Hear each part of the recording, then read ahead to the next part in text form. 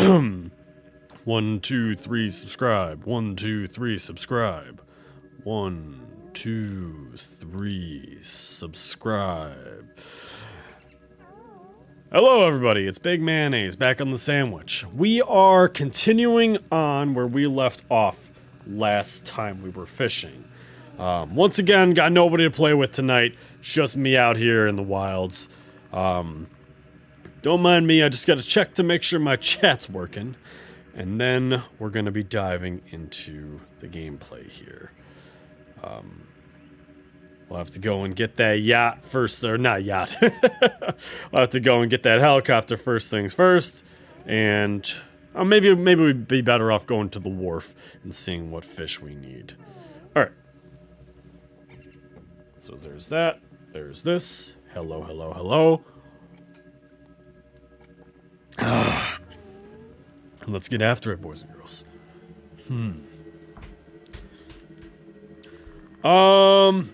Yeah, let's just go straight to the wharf. I don't know. I do regret I do regret buying this house a little bit. I don't know, it's a nice house. It's a little weird starting off on the second floor. It's kind of my biggest grievance with the last house I had. I don't know. Kind of thinking about selling it and buying the farmhouse here. I'll be a little bit closer anyway. Because it'd be right about now I'd be pulling up on that other, other helipad. I don't know, it's not as convenient. Oh, where'd all the tomatoes go? Oh. Wonder if that's a daytime only thing. I did think the tomatoes were kind of new. I wonder what's up with that. Not that there's probably much to think about with just that, but, you know. You guys know how it is. You know what? I can't actually see my chat. There we go. There we go. That should be better. That should be much better. Ooh, this is why you guys need the hoverboard. Don't break those ankles. Alright, what do we got here, friend? Where do we still need? I still need shallow sea, coral reef, freshwater, and ice fishing.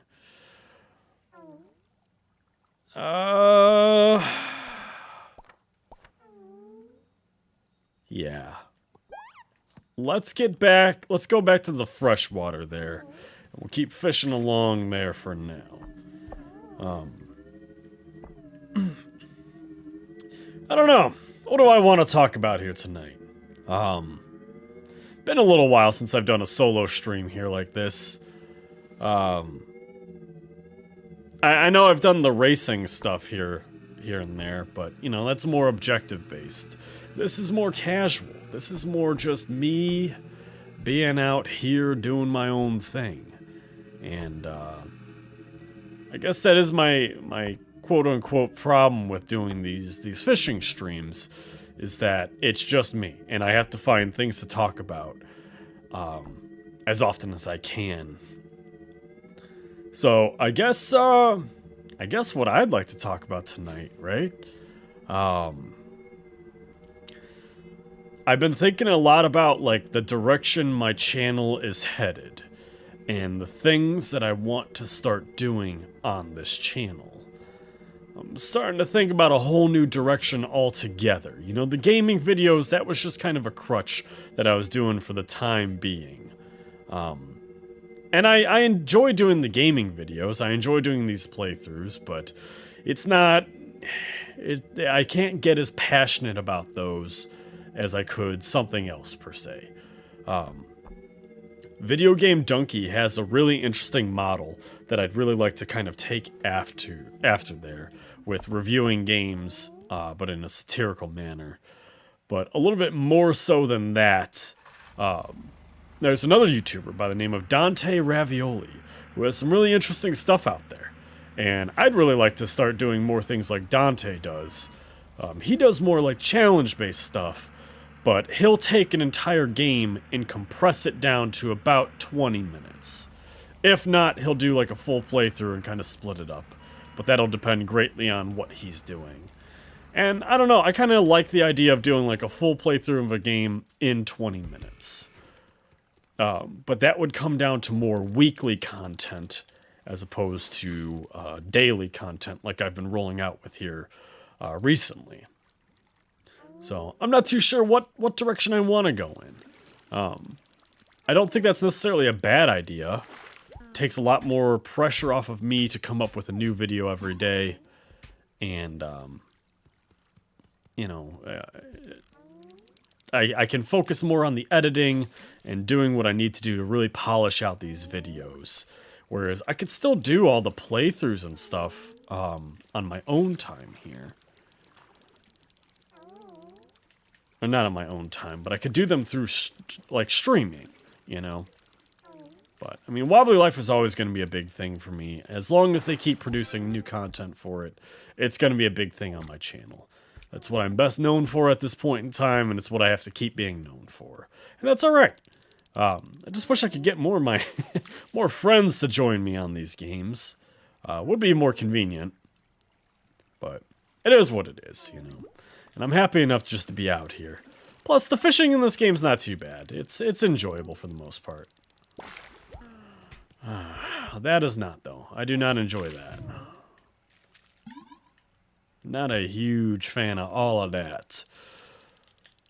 There we go. For those of you just joining the channel here, thanks for stopping by. It's good to have some people here.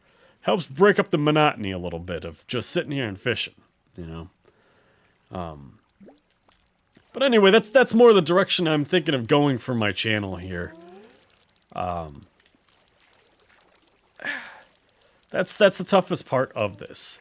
And I, as a small-time YouTuber, nobody's really interested in watching me play through some of the bigger name games. You know, like God of War, for example, you know. God of War came out at the beginning of the month here, and I did a playthrough on it, and next to nothing. Crickets, you know, just crickets. Which is fine. It was kind of expected. I had higher hopes for it, but it was to be expected. But what I'd really like to start doing is I'd like to go back to games that I feel were some of the best games I ever played. And I think what I'm going to do here in December is I'm going to start... I've been trying to go into more of the horror aspect because Poppy Playtime did really well. But then I put out Cooking Companions, and that one didn't do as well. So I'm kind of thinking, where do I want to go as far as this direction goes? Because I don't really enjoy spooky games, you know. I don't enjoy the horror games as much. So I think the next game I'm going to do here, after Shadows of Loathing, is I'm going to pick up Ori and the Will of the Wisps and make a playthrough of that. I think that'll be more of my play style there. You know, carve out a lot of the puzzles and focus mainly on, not necessarily the combat, but just higher points of it. I think that's a good idea. Because, you know, Ori's a beautiful game. It's an incredible game. It's very fast-paced. And I truthfully enjoyed playing it, the little bit that I did. I actually did a playthrough of that on my channel before, and it didn't do very well, and I was not happy with the content I made with it. So I actually deleted those videos. But I'm going to be going back and revisiting it here, and I'm going to actually do a full playthrough of that game and really flesh it out, because, God, Ori is just such a fun game. It's very snappy, fast-paced combat, and there's such great challenge to it. I really, really enjoyed it. It's actually one of the best games I think I've ever played. And truthfully, I'd love to do like a top 9 games. I think that's my plan here, is towards the end of the year here, I'm going to put out my top 10 games that I played in 2022. And then I'm going to put out a video on like January 1st talking about like my favorite games, and then I'm going to dive into it from there. And I'm just going to do those 9 games from there on in. Nick Ward, how you doing, buddy? Thanks for coming to the channel. I was just talking to myself mostly about all these games that I'm excited to play next year. I'm curious, what is your favorite video game of all time? It's tough to pick, so if you got a couple, that's cool too. I'm here to have a whole conversation about it. If you're here for it, anyway.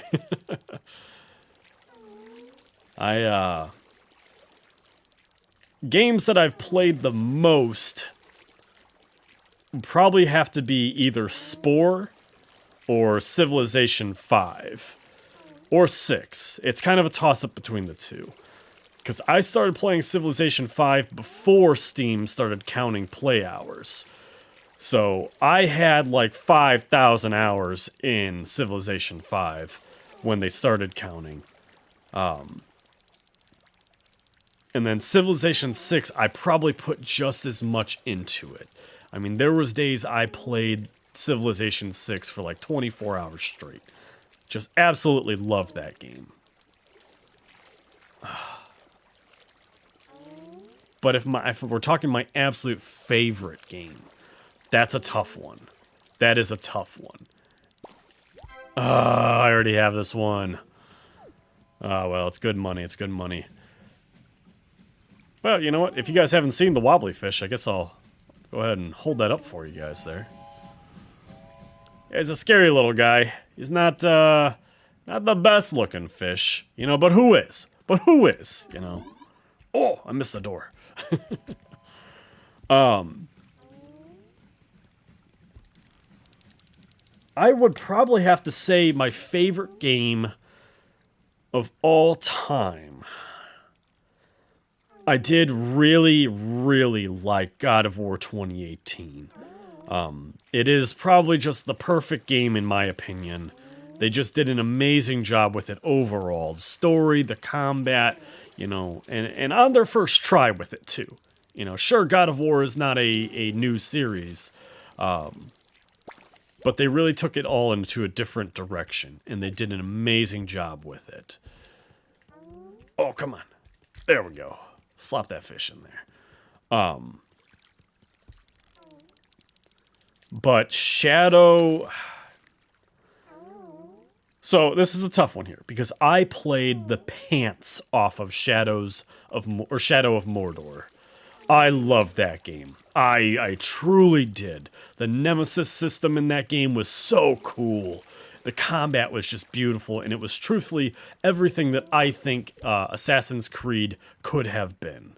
And then Shadow of War came out a couple of years after the fact, a couple of years ago now, and it was a great game, and it had more environments open to it, more abilities open to it, and truthfully, I think I enjoyed it just as much. I don't know that I would say I enjoyed it more, but I think they did a good job of recapturing what they had in the first game and bringing it to the second game.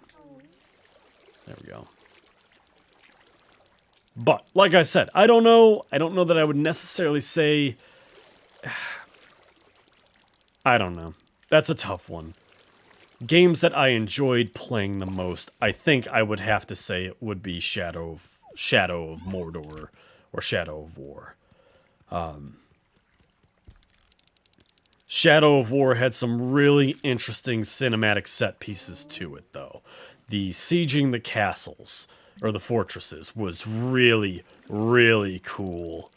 You know, building up your army and actually taking them with you into a battle. That was awesome. It truthfully was. And like I said, just all the different unique set pieces that they had for it. It was just a gorgeous and well put together and well performing game. And that's one that I'm really looking forward to doing again on the channel. I really am. I don't know how long it'll be before I play those games. Like I said, I'm planning to start all that in the new year here. Just going through and playing my favorite games of all time. That was kind of a trend here, I think at the beginning of the year, or maybe even last year. A lot of YouTubers were putting out like their top 9 games of all time. And a lot of them I thought were just kind of like appeasers, you know? Games that I didn't think were really all that great. But but like, you know, Twitter or Reddit or whatever would have eaten them alive if it wasn't on their list, right? Like Bloodborne, right? I don't really see the appeal to Bloodborne. You know, I played it a couple times, and it's good. It's just, you know, I think Elden Ring, and admittedly, you know, it came out before Elden Ring, but Elden Ring would have just totally destroyed that game if they came out back to back, right? But I don't know. It's hard to say. Like I said, Bloodborne, those Souls games in general, right? Elden Ring is great, right? I'm a sucker for the original Dark Souls. And I don't mean Demon Souls. I do mean Dark Souls. I really enjoyed it, and there's probably some nostalgia to that. And that's another part of it, is I feel like a lot of the YouTubes out there made their decisions based on nostalgia, you know? Like, if I were to pick my top 9 games of all time, Super Smash Bros. Melee would be in there. Not Melee, Brawl. And don't get me wrong, it's a good game. And I played a lot of it growing up. But that was before I really had access to a lot of other games. I talked about it another night in another stream, but like, I was a Nintendo boy growing up. And we didn't have much else. Silent Hill 2. Finally, somebody's talking in the chat. Jamie, how you doing, buddy? Deep psychological horror with subtle hints and trust its players to find themselves. Each playthrough I learned something new. Yeah, actually one of my best friends is a huge Silent Hill 2 fan as well. I never got too much into I shouldn't even say that. I have never played a Silent Hill game. They just never really appealed to me, and I know the story is the biggest thing. Okay. So I bought Red Dead Redemption 2, and I do really want to play it. It's tough to find the time to get around to it. Cyberpunk, I played a little bit on this channel, but unfortunately I missed the hype for it, and it wasn't performing well, and I was in the middle of other series at the time. So I did end up giving up on Cyberpunk for a while. Hopefully one day I'll make it back to Cyberpunk, because I did really enjoy it. I don't know, Cyberpunk was a really cool game. I gotta give credit where it's deserved. I don't know that it would be one of my top 9 games. I even put together a list of like all my favorite games this year.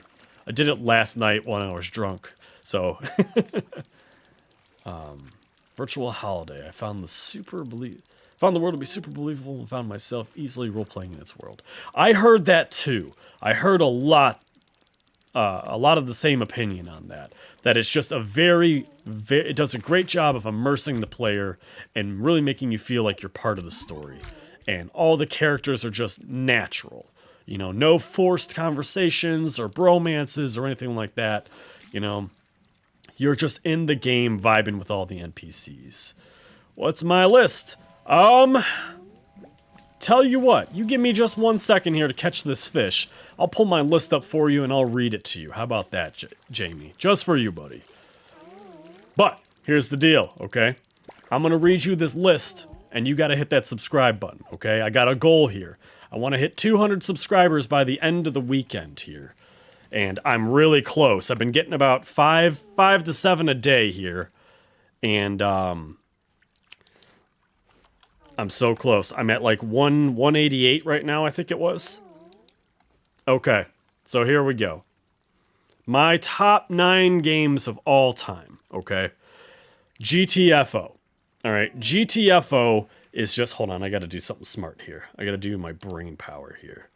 Oh, perfect! Awesome, man. I don't know how you feel about that Reddit group. I love it. That is such an amazingly supportive group, and I love being able to reach out to people and help them grow their channels. But besides the point. What was I gonna say? GTFO is one of my... I would have to put it on my all-time favorite games. Just the whole tactical aspect of it, and making the split-second decisions in game, and really setting things up to do some really amazing feats with your friends. God, it is just a beautiful game inside and out. And they do such an incredible job with everything in that game. And the developers behind them are always pumping new content into it. And it's just an amazing game. I really love GTFO. In terms of first-person shooters, I'd probably have to put that as my absolute favorite of all time. I loved Call of Duty World at War, not World War II. World at War. The one with the first zombies in it. I love that game, I really did, but GTFO is just something absolutely unique. Let's see, what's next? Since I'm doing a whole spiel on it here. No.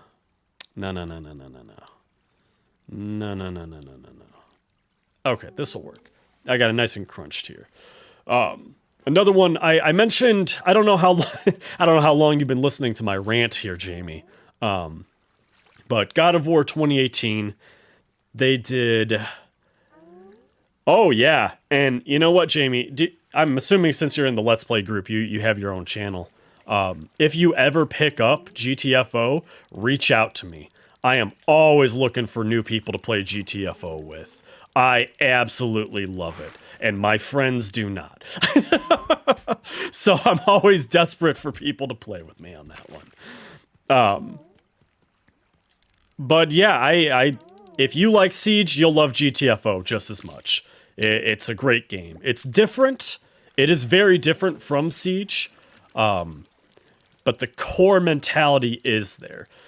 I would say it's more like Rainbow Six Extraction. I don't know if you got around to playing that one. Oh, very good. I only reviewed a couple ones today. Hold on, let me guess.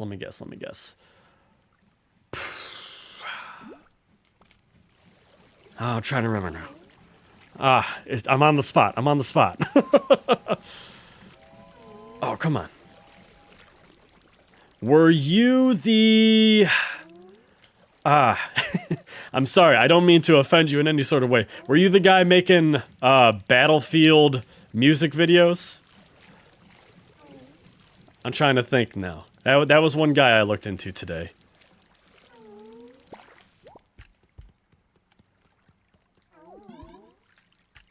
I always hate the lag between, the latency between chat and me speaking. It's always like, do I wait? No. Okay. Yeah, I saw your comment there. All right. I give up. Which video were you then? I'm having trouble remembering the videos I watched today. And while you do that, I'll go ahead and keep talking about God of War. God of War 2018, I really loved it. I think it was a great game. Weird little indie horror game. Oh, yeah! You're the one doing all that really cool, unique stuff, right? Your own personal take on the characters, right? Am I hitting that one? Yeah, I remember. Yeah, man. I didn't get a chance to watch much of your content here yet. I usually do a lot more during work hours. But I am actually really excited to check out your channel. Truth be told, like, you're doing an awesome thing, man. Like, unique stuff is so hard to come by on YouTube. And truthfully, I think you got a winner right there. I really do. I think with the right amount of time and patience with this, and you just keep putting in the same effort you have been putting in, dude, I think you'll be there. 100%. You got a great concept behind you there. And truthfully, I'm a little jealous. My biggest thing is, like, right now, I'm just kind of doing this until I get a big enough following, and then I'm gonna switch paces and start doing a lot more unique things. One of the biggest things I want to do on my channel is bike packing, is jumping on my motorcycle and taking it across the country and meeting with, other YouTubers like, Video Game Donkey or Jackson Crawford or Matt Pat, things like that. I mean, obviously Matt Pat's probably got better things to do than to talk to me, but the idea behind it is like just kind of going around the country and just meeting people that we know as like YouTube celebrities and kind of getting to know them on a more personal level, because it's something like with Unis Honest. I don't know if you ever watched Unis Honest with Markiplier, but like after the fact, him and Ethan talked about a lot of the stuff, and you don't really realize what was going through their minds as they're doing all this crazy, funny stuff. But a lot of them, like Ethan was struggling. Like, he was struggling mentally with a lot of things afterwards. And you wouldn't think a guy who's 27 years old with 13 million subscribers and best friends with one of the most influential YouTubers, you know, as somebody who would struggle. But, like, the idea of him peaking already. Inspired by a channel long ago. I had channels in the past, but I didn't really do my own thing. It's only recently I started. Thank you for your kind words. No, man. You don't gotta thank me. You thank yourself. You're the one putting in all the effort, and you're the one doing things right. And you know what? I even watched a video a little while ago. I don't remember what it was. It was like the 3 keys to success on YouTube or something like that. And it was this really nice guy. And one thing he said kind of stuck with me. Is that he said he's had like 5 YouTube channels, and the one that I was watching then and there, which had, you know, a couple million subscribers, that was like the only one that actually worked. Everything else had like a couple hundred subscribers, and that's it. And then it kind of fizzled off and plateaued. And I just thought that was kind of an interesting thought, you know, is like how many of us are going to start with our channels and keep going with them? Like, how do I talk about this? Like, you even see Markiplier, right? Who does his Let's Plays, who does his game stuff, right? But he did Unis Honest, and he still does his other stuff too, right? His other reviews and self-defense weapons and things like that, right? But like, he still went and started a whole separate channel for Unis Honest, which I thought was kind of interesting. Why not just keep it on the Markiplier channel where you already have the fan base, where you're already uploading daily? But you're not here to listen to me talk about Markiplier, you know? We're here to talk about each other. So I'll tell you what, I'm going to keep going on my list here. And truthfully, I know you do your own thing, your own roleplay and stuff, but like, dude, honestly, if you ever want to do like GTFO roleplay, I'm right on board with that. I think that would be a really cool idea, and I'm 100% down for it. Because there is some pretty interesting lore behind GTFO as well. So maybe give it a look sometime. It's definitely an interesting game. But, you know, God of War 2018 kind of speaks for itself. I don't think I really need to beat my chest about that one much. But another interesting one that not a lot of people talk about... what was I going to say? I lost the fish. I'll read your comment here real quick. I understand on older channels I used to do Let's Plays and had uploaded timetables, but I am much happier now, not worrying about that and just making my own stuff. Yeah, I remember you even said that on your post there, that you're not worried about timetables. You're just using it as an outlet for creativity, basically, which I think is super cool.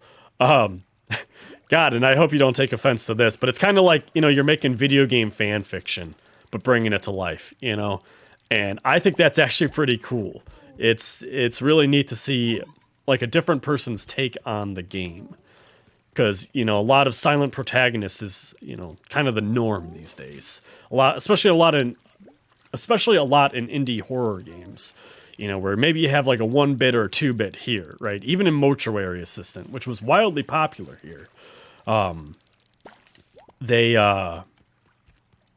You still didn't talk much. And even then, you just kind of like reacted to certain things that didn't really seem to have anything to do with the core elements in the game. But, that being said, one of the more interesting games on my list here is a game you may not have ever heard of. It's called Vanquish. It was a game by Platinum Games. But it was this crazy, intense, fast-paced action shooter. And I thought it was like the greatest game ever. And even kind of going back to it now, like the graphics definitely didn't hold up, but I remember the graphics being like super gorgeous. Yeah, okay, so you do know it. Yeah, Vanquish is amazing, man. Actually, in 2019, what am I saying out loud? In 2023, I think I talked a little bit about it. I don't know. I talk so much during these streams. I never know what the hell I'm saying. But my plan is to go through and play all 9 of my top favorite games. And just do a playthrough on each of them. Just to kind of like showcase it for everybody who's wondering. But Vanquish is definitely high up on that list. I might even start the year with Vanquish. But then, like, Star Wars Battlefront 2. Not the new ones. The old one. I'm talking, like, I think it came out in 2001. Right? Metal Gear Rising. Revengeance. Yeah, I 100% agree. It was tough for me to get into Metal Gear because I'm such a purist in that I want to play the games from beginning to end, and I always burn myself on it. So I started playing Metal Gear, the original one, and then kind of went in from there, and I just got really burnt out by Snake Eater that I didn't keep going for a long time, but I jumped back in on Revengeance. And I was so happy that I did. That was such a great game. But, yeah, Star Wars Battlefront 2, man, the old one. Like, that was a concept that never should have died off. It was just great that you were actually part of, like, a full-scale war, you know? It's not like your Call of Duty where it's like you and a team of, like, 5 people going up against a horde of enemies, you know? It was like Horde v. Horde. They just did a great job with it. And they really made you feel powerful. And then when you got, you know, your kill streaks and you were able to get one of the Jedi or whoever, you were able to just lay waste to the opposing team. And it was still fair, you know? Other opponents could still take you down even as the Jedi. So, like, it was a really well-balanced game with a great concept. And I feel like they could have done so much more with it than they did. But besides the point. I want to say you came in during my Shadow of War conversation, but I'm not too sure. If you did not, I'll kind of highlight it real quick here for you. Shadow of War is just an amazing game. Shadow of Mordor was absolutely freaking great. Shadow of War kept the same pace, added a lot more to it, and just made it really, really awesome. There was a couple features in it that were kind of broken, but I didn't care. I played it anyway, and I loved it. And I don't regret playing it for even 1 minute. Spore, I talked a little bit about it earlier on, but I love Spore. I still, to this day, love Spore. And I was absolutely broken-hearted by the fact that they killed it. 100%. That game should have done so much better. It deserved so much better. Yeah, the Nemesis system. Like, that's such a cool thing. And, like, the fact that it would both upgrade them and alter their appearance, right? Just made them so much cooler, so much more badass, you know? But, like, I talked a little bit about it, but, like, it's everything that, that Assassin's Creed should have been.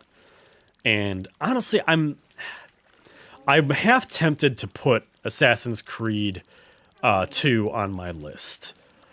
I get where everybody's at with Assassin's Creed. I get why they're tired with it. I burned out on it a long time ago myself. But at the same time, the home city for Assassin's Creed 2, Ezio's little hometown that his uncle lived in. I forget exactly where it was. But man, they did such a cool job with allowing you to upgrade that city.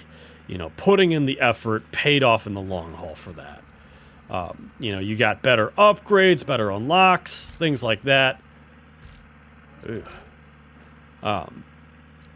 I think they did an amazing job with that game in general. And it's a shame that they really dialed it back going forward.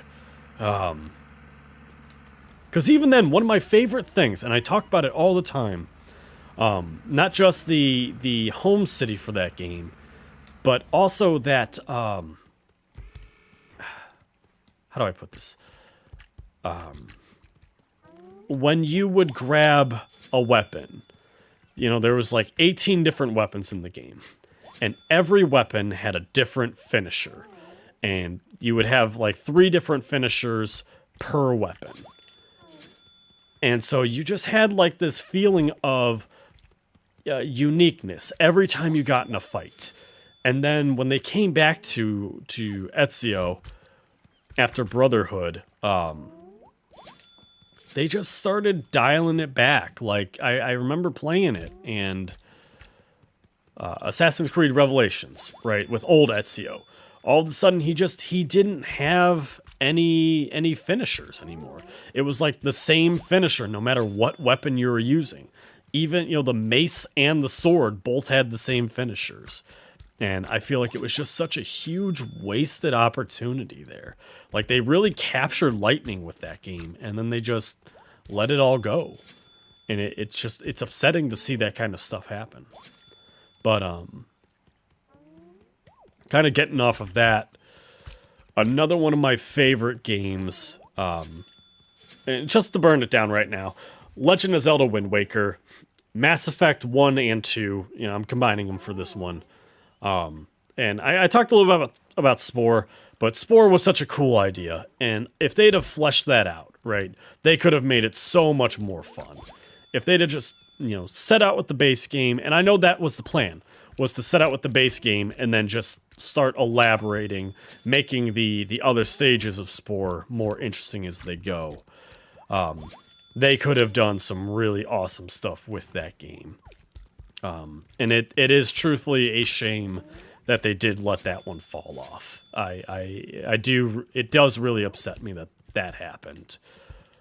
And I would love nothing more than for there to be a resurgence for Spore. 100%. I think there needs to be. Spore was such a good game, such a great concept. And especially with all the graphical technology that we have now, I think they could do so much more, and even so much more creative stuff with it. But, you know how it is. So, like I said, my whole plan is to eventually get into... who needs it anyway? Is to, starting next year, start playing through all those games. Those are the big 9 games that I'm going to be getting through. And I was just talking to my best friend about it here a little bit ago. A big problem I had on my channel was earlier on this year, I made a lot of decisions that were just not good. My first game series, I started doing like hour-long recordings per episode. So believe it or not, it's only 9. I just talked a lot about it, right? It's GTFO, Legend of Zelda Wind Waker, Mass Effect 1/2, Shadow of War, Vanquish, Spore, and Star Wars Battlefront 2. So that's not even all 9 of them, but I actually, as we're talking about it now, I should really slap down Assassin's Creed 2. Just so I got it on the list, because man, I really love those games, or that particular Assassin's Creed. Where'd my chat go? There you are. Yeah, they're big for me too. They made a huge impact for me, my life, my creativity, a lot of my interests. There's plenty more games out there, right? Fable 2, I loved. I played the shit out of some Fable 2. Red Faction Guerrilla. Harvest Moon, right? That's kind of an oddity on the list here.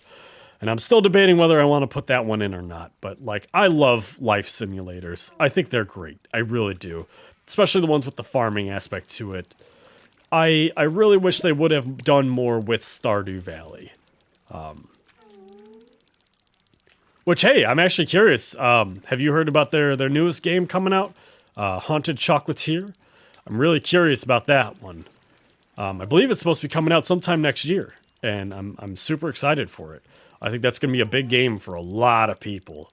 I think that's going to be super popular. Yeah, I loved all the old Harvest Moons. I did, my first Harvest Moon was Harvest Moon 64. Never knew what I was doing at any point in time in that game, but I loved it anyway. I was only like 5 or 6 at the time. But, yeah, so it should be. It really should be. Ah, that was a legendary.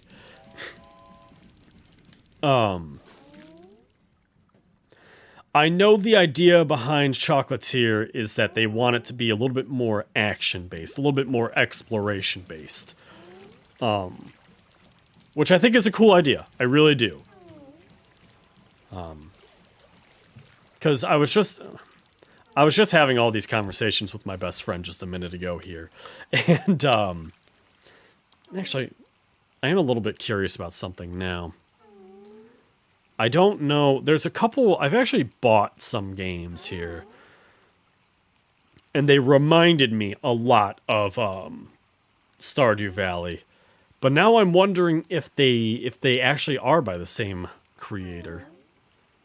So let me just double check this real quick here. Because there's Graveyard Keeper. No, okay, so that whole different person. And there's also Tavern Keeper, I think it was, Barkeeper, something like that.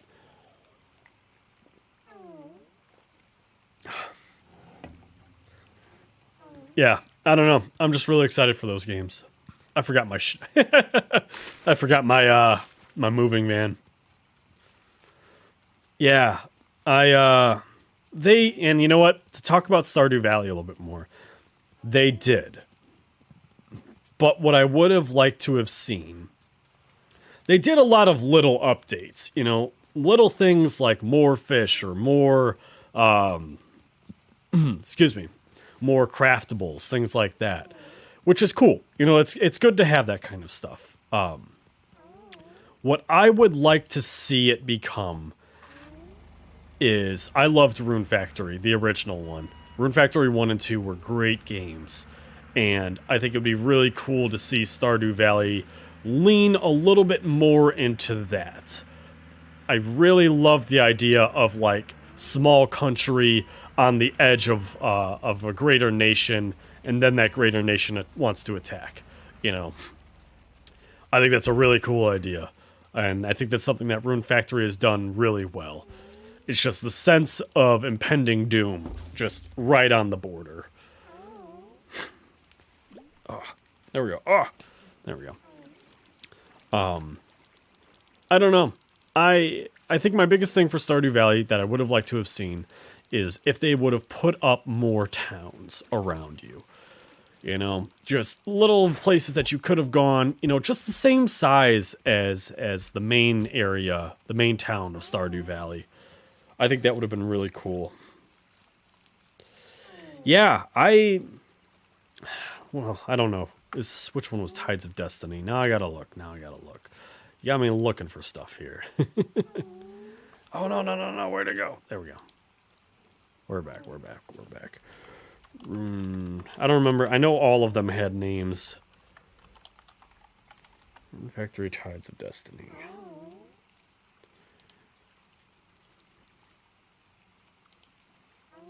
Come on now. Ah, yes, okay. Yeah. I never got around to playing that one there, but I kind of wish I would have. And I'm actually, I should add that one to my list too. You should. I would love to see you play Rune Factory 3. I think that would be an awesome idea, man. Honestly, I think that might not be a bad direction for you to go in as well. start going through and playing those kind of games and doing your own little take on them. You know, I don't know. I just think that might be a big undertaking. But I know you said you're not too concerned about timetables. But I think that would be a really interesting one, going through and doing Rune Factory. I don't know. Just put yourself out there as like a small-time comedian who moved out to to these new areas to get away from the crazy life in the city, right? I don't know. Just an idea off the top of my head. Not a good one, but it's an idea. Oh, sorry. All right, we're back on it now. We're back on the sandwich here. All right. Yeah, I bet, you know what? I bet if I give it any more than like 3 seconds worth of thought, I could come up with a better idea. But, you know, that's your job. That's your job for your channel. I don't want to steal your ideas, you know? But, I mean, there are tons of those games out there, and that could be something that you do. But, either way, I think you got a pretty good lock on what you're doing now. I really do. And, how many videos do you have out now? I'm trying to remember now. I looked a little bit. Was it just 3? Or do you have more and I don't know about them yet? Because I might look into them here. Maybe even later tonight. I got a bunch of editing I got to do to get a video out for tomorrow.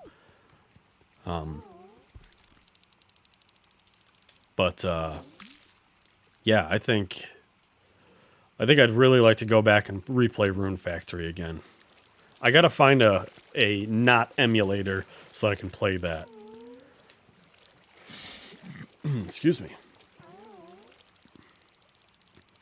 All those fizzy drinks got me bubbly. Yeah, and then, like I said, I played all those Harvest Moon games all the way up to, I want to say Magical Melody was the last one I played, but I could be wrong. I could be very, very wrong.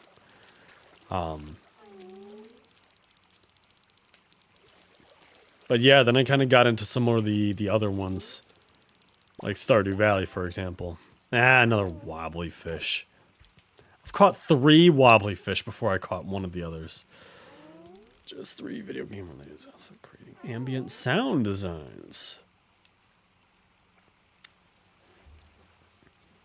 Jamie, my guy, I listen to thunder and rain sounds every night, and none of the thunder has enough bass, and all the rain just sounds like TV static. So, hook me up with a 12-hour loop, you will get 365 views a year out of that. Minimum, okay? I love my thunder and rain at night. I think it's amazing. I can't sleep without it anymore. It's just so good. Yeah, that's the kind of stuff that you put on when you're sleeping and you wake up in a pile of drool because you're sleeping so hard. I don't know if that's how sleep works, but that's how I'm going to pretend it works today. And,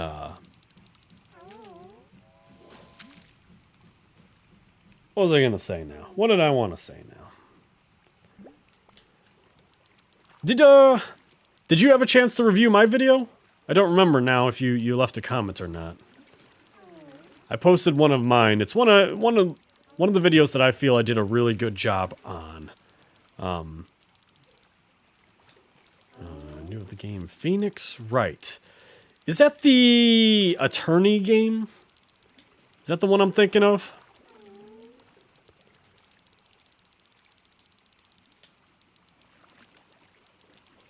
I'll wait till you reply. I don't want to get too far off topic before we go into this here.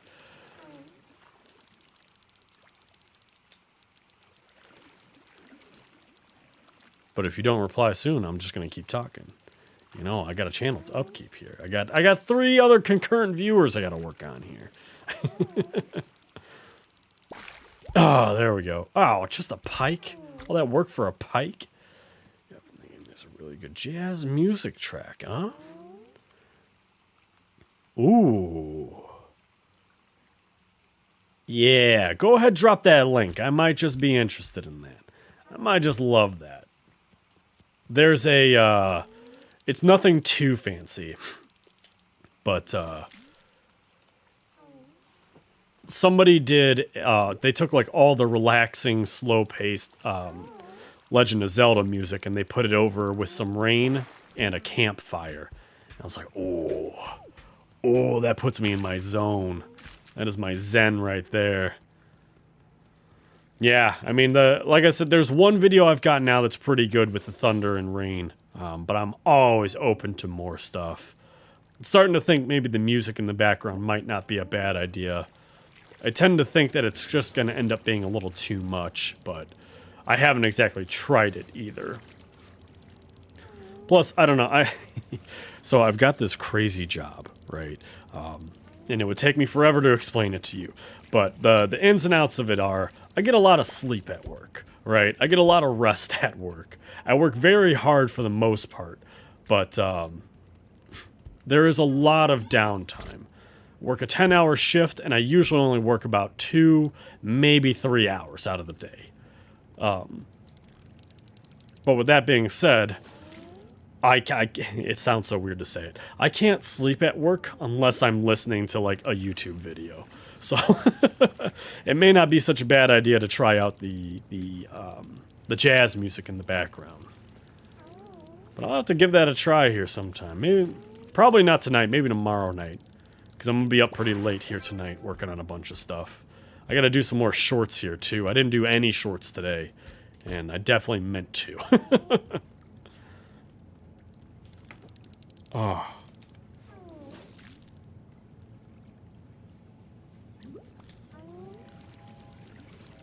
By the way, if you see me making some weird faces here, I got some dry skin on my lip, and I'm doing what everybody with dry skin on their lip does, which no one is supposed to do.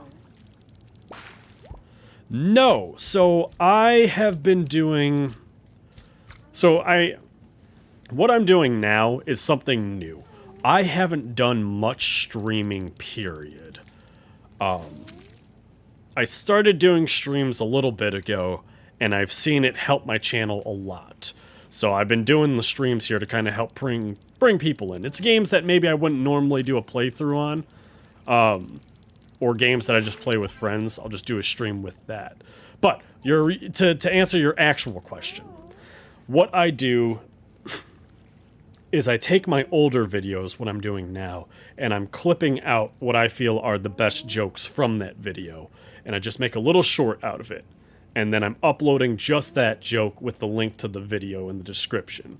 So that way, if somebody sees it and they enjoy it, they have the chance to go back and see the full VOD there. But that's usually recorded content that I've done. And I am going to eventually get back into making like actual shorts and things to drum up business for my channel, bring in more attention.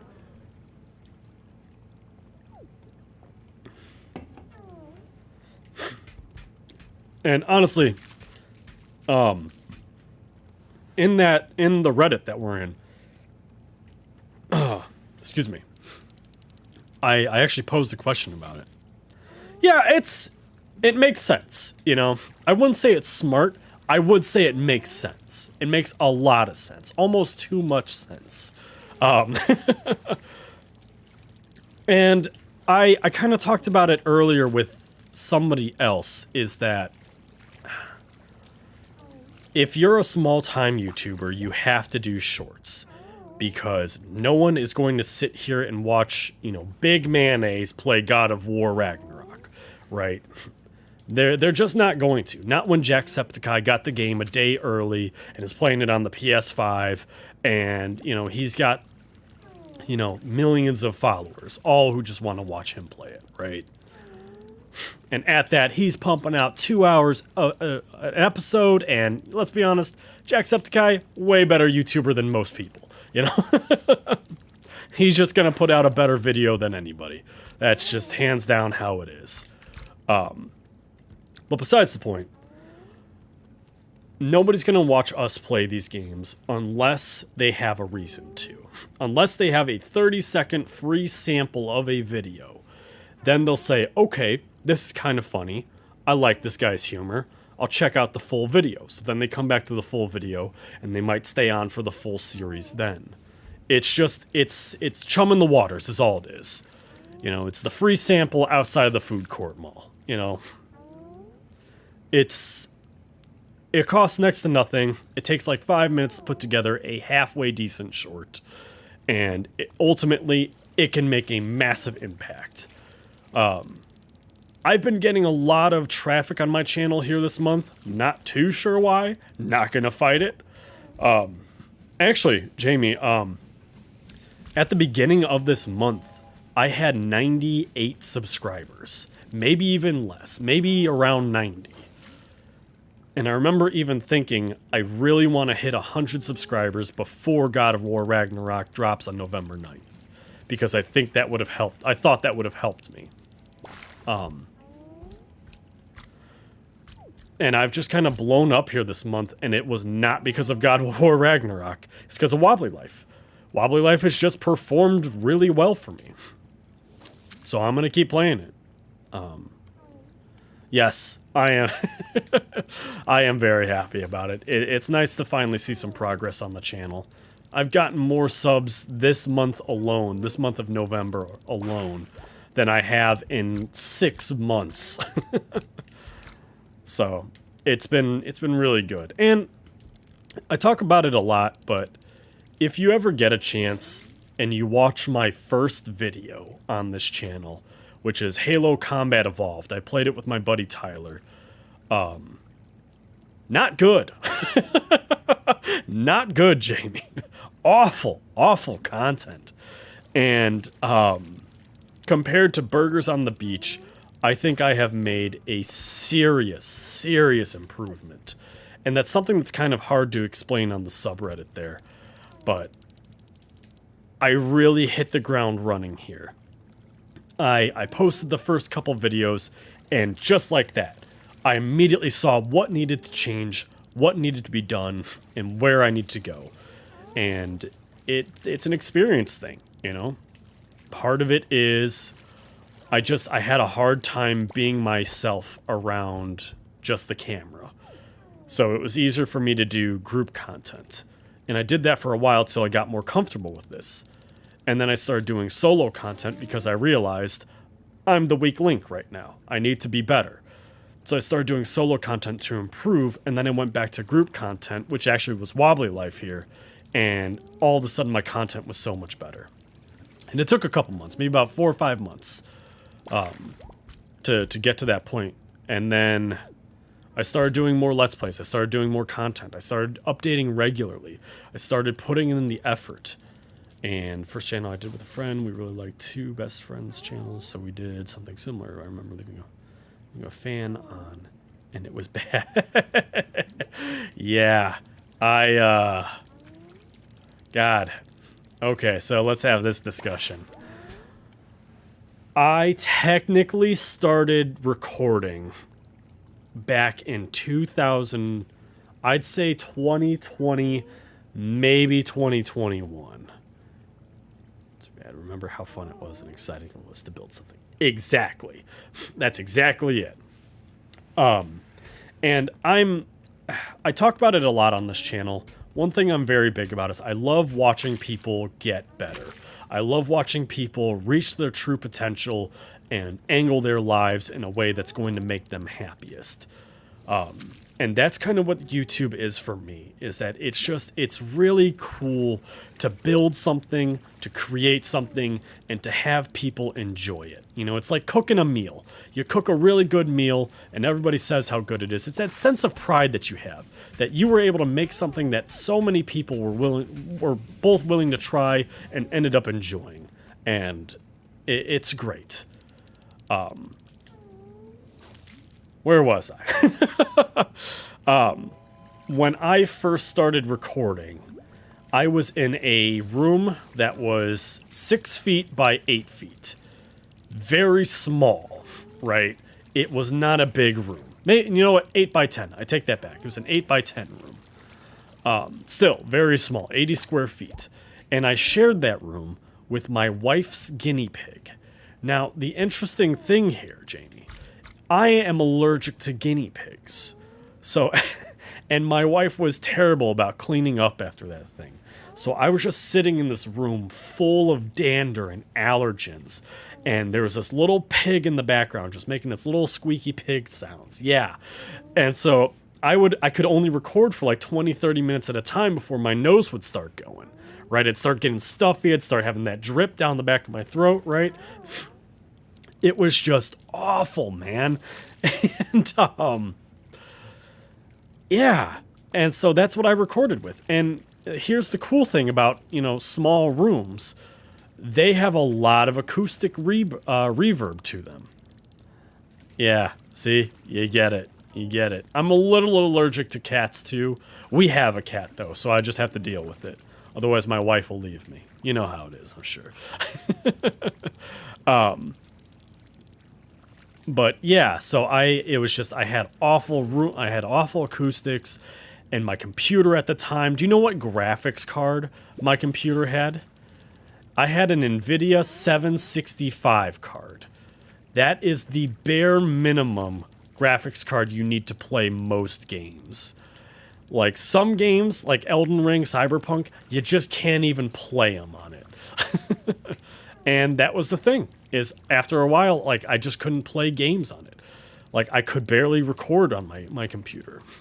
I remember trying to play Phasmophobia, and I did a recording, and it came back just choppy.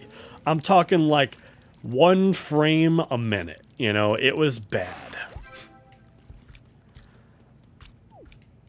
But yeah, man. And like I was recording, it was just such a tight space, man. And I ended up moving down into the basement here, actually. And so much better. I'm further away from the dogs, so I don't get them barking, right? You can still hear them in the background when they start going off, but if you're listening for them, come on now, which is really nice. And then nobody's around me, nobody's slamming doors, anything like that. It's a bigger space, so I don't have to worry about the acoustics as much, I got my camera, I got my microphone, everything's set up right here. I'd love to get some more lighting, but I want to get monetized before I start pumping any more money into this channel, because it's all just little stuff that would be nice, but it's not going to have any kind of return. Like, nobody's going to watch me because I have a better camera. Like, the camera that I'm using right now, I'm getting, I think it's 720p right now, which is fine. It's nothing to brag about. And that's just for streaming. I do 1080p for actual recorded content. But that's about it, man. You don't need to have anything much fancier than that. So, I will say, it is nice. Just using, it's actually a phone that I use. It's a Galaxy S10 Plus. And, it's good. I mean, it can record in 4K. It's got 1 terabyte worth of internal storage.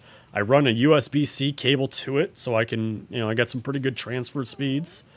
What I'd really like to do is start, chopping down the size of the video, but I just got to figure out a way to do that properly.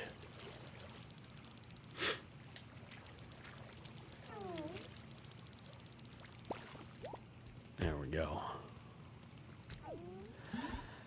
Man, I'm not gonna lie, kind of thinking I might have better luck just going somewhere else and trying to fish. I haven't caught... There's 1 fish left that I need in this one area, and have not caught it yet here. I think it might be time to move on. Catch a hint, I know I need some more fish in the shallow water, so maybe we'll dive down there. Yep. 100%. But I do have a good camera, so I'm not too worried about that. The biggest thing is, like, my lighting is okay. I only have 1 light, though, is the problem. And it's an alright light. It does a good enough job. But I'd like to get something with, like, a diffuser, Oh, come on. I think that would just be the best way to do it. It's just a decent quality light. And I could just, honestly, I probably, if I stopped making excuses, right, I could do it. Because what's a diffuser, right? It's a white umbrella and then a lamp. That's all it is right there. And that would probably be enough. I just don't know that I have the space for that right now. I gotta do some remodeling down here.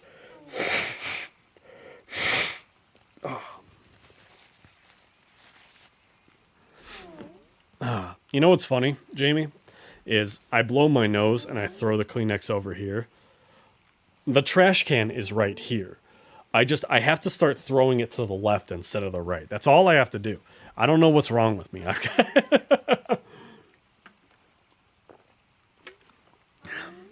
I got issues, man.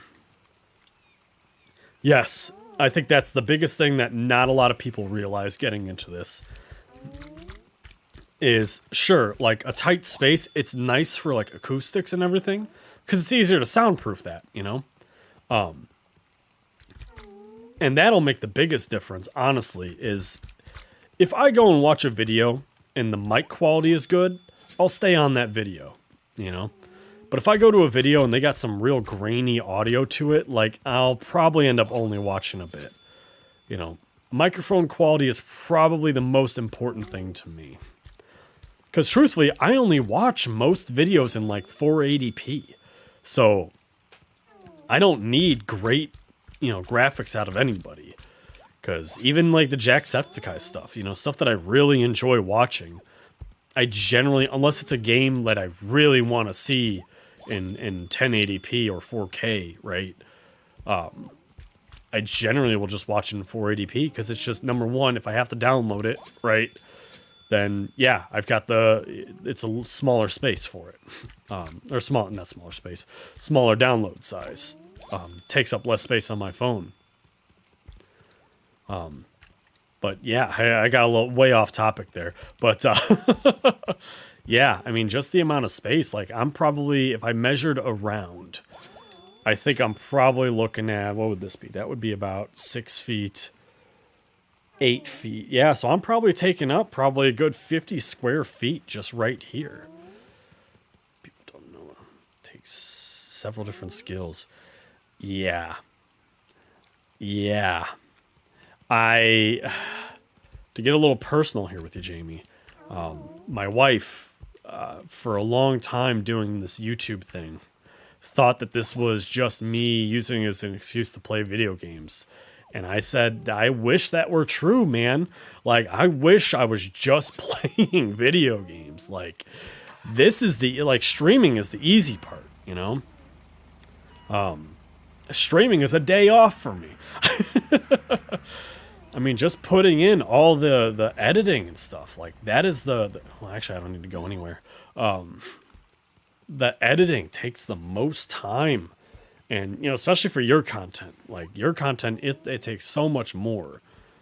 And that was something I learned is, like, trying to edit things in post is impossible. You have to do... Yeah.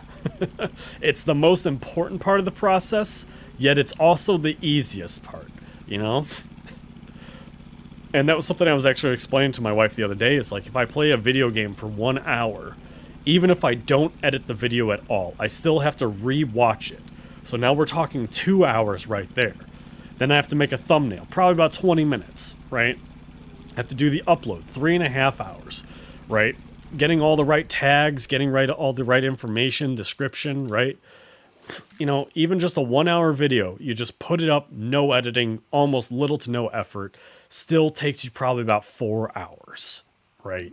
And only 1 hour of that were you actually enjoying the fun part, right? The playing the video game.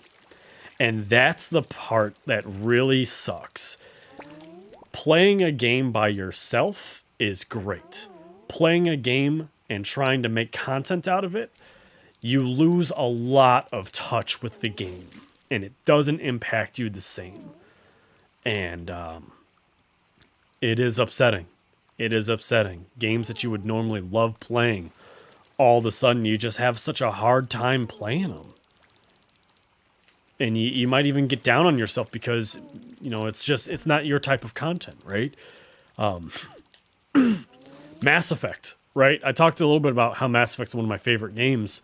I could never do a playthrough of Mass Effect on YouTube. Number one, nobody would watch it because it's a game you have to experience for yourself. The whole part of Mass Effect and what makes it so great is that you get to make your own decisions. And like, sure, it's nice to see like what the other options would have been, but that's where shorts come into play, you know? If you just do shorts of all the different options that you had along the way, you get it right then and there. And you'll get more views out of those shorts anyway. And you'll probably get more people coming back to your channel if they just get to see all the explored options. I'm playing a game right now called Shadows Over Loathing, which if you've seen West of Loathing, this is like the soul sister to it. That's not the right term, but it's the one I'm going with.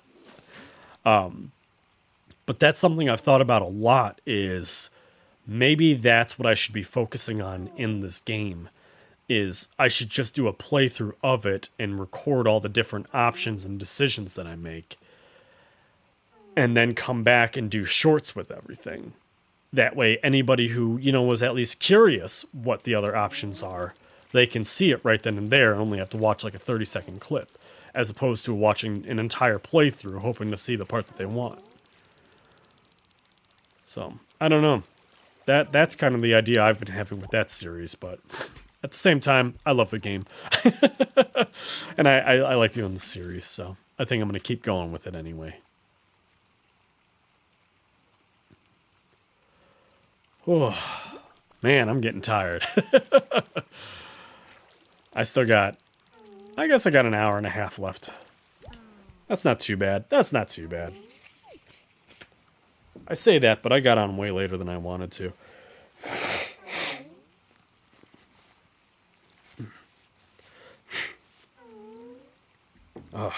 Hold on one second, guys.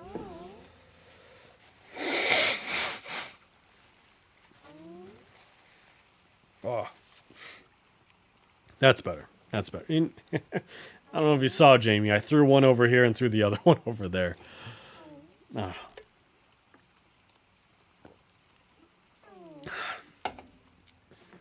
Ooh.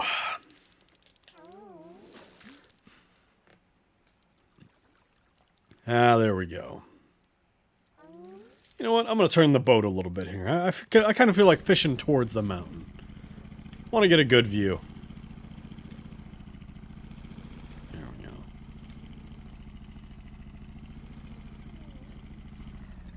There we go.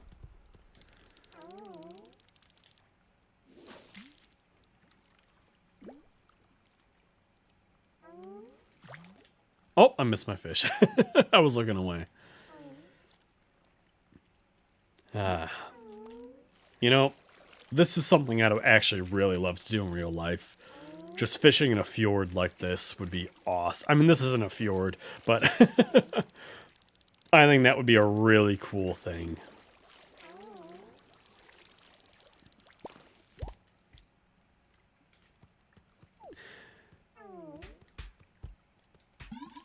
You know, Jamie, I have a question that I like to ask people, and it is, what is the most interesting experience that you have ever had in your life? And I think it's kind of an interesting question. Like, number one, it kind of reveals a lot about you as a person, like your interests. Like, what kind of stuff do you think is truthfully fascinating? And, oh, hold on, this might be a special fish. I'll give you time. I'll give you time.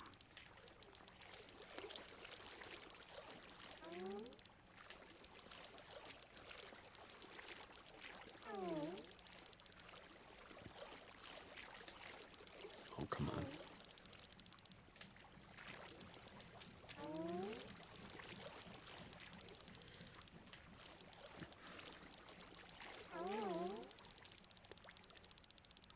Oh, almost had him, almost had him.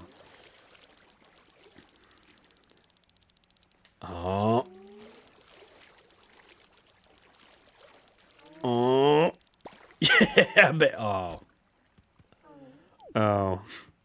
Alright, well, I don't know that I had that one, but anyway, back to what we were talking about.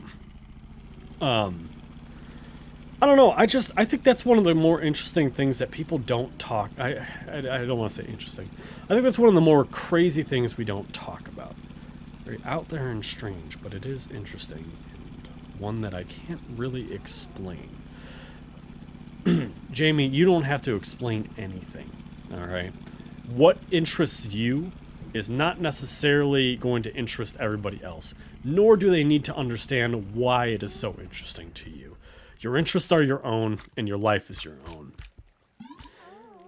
Unless you're into some real weird shit, Jamie, in which case, keep it to yourself, buddy, alright? This is family friendly family somewhat friendly, I should say, over here, you know?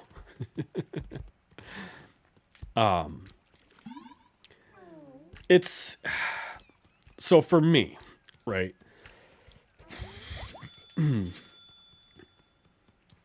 It was, I bought a motorcycle back in 2014, I think it was. 2015 I bought the motorcycle.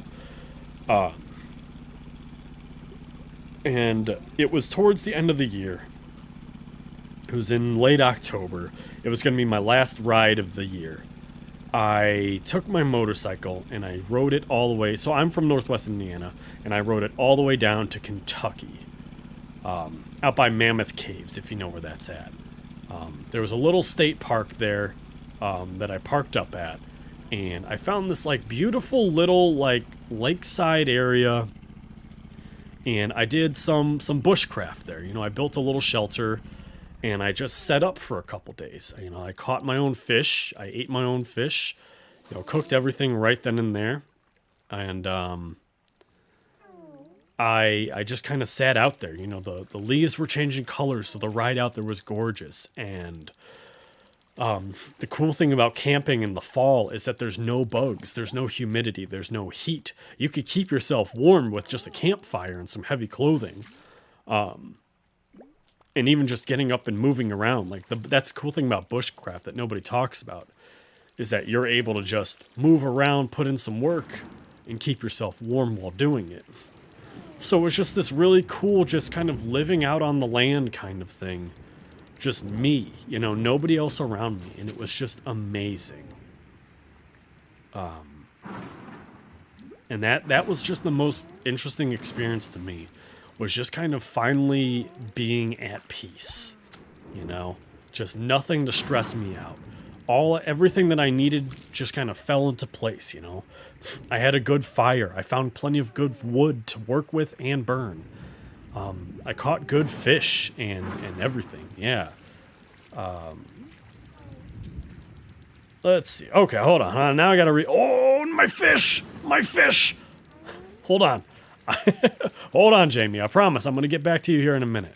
I got to catch this guy first. I think this is another legendary. Or this is another catfish. Which is a clever joke that they pull in here in Wobbly Life. Getting catfished by catfish. I promise you, Jamie, I'm going to read your thing here in just a minute. I just got to get this. There we go. Flounder. Alright. Let me drink this first.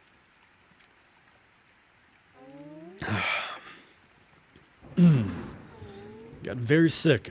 It was a heavy fever. I think it was overheating, but my visuals got very glitchy and audio started to distort.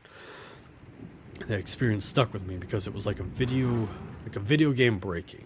Very odd experience, but I think it opened me up to the possibility of weird things happening in life and to accept and learn from it.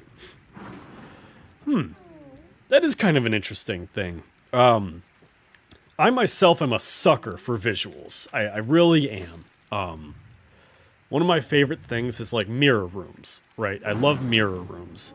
And, oh.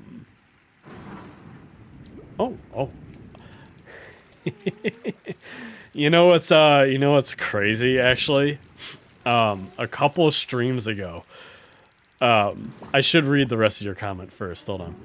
I got into martial arts this year after a breakup. I'm learning Japanese Jiu-Jitsu and MMA. I've progressed 3 belts in Japanese Jiu-Jitsu this year. Ah, very good. Congratulations. I know that's a heavy accomplishment.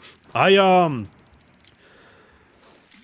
I actually did a lot of mixed martial arts growing up. I shouldn't say growing up. I had a pretty traumatic experience in my youth, and I decided I never wanted that to happen to me or anybody else around me again. So I wanted to make sure that I was always capable of protecting myself. So I got into multiple martial arts, including Krav Maga. And something that Krav Maga promotes is, and maybe this was just the place I went to because they were trying to sell me on other classes, but they wanted you to take different martial arts classes so that you know how to counter them better. And so I got to experience and experiment with a lot of different martial arts because of it. So I ended up getting into like Salat and Sambo and Capoeira and Muay Thai as well. And I kind of just took everything I could from all those different mixed martial arts and incorporated it into my own style, fighting style. And it was just this really cool experience, just knowing that I kind of created my own unique way of fighting. I think everybody should do martial arts. I really do. It teaches such incredible discipline, and it's an amazing experience. It really is. Plus, it never hurts to know how to defend yourself, 100%. Because there will always come a day where you wish you would have. But good for you, man. I mean, that's honestly, it's kind of a weird way to get through a breakup, I'm not gonna lie. But at the same time, you never know what you're gonna need after something like that, you know? And like I said, just learning the discipline, learning something completely new, and keeping in shape at the same time. Like, it's a great thing, and it's a great experience. I really do, I recommend martial arts to just about everybody. And I know that, you know,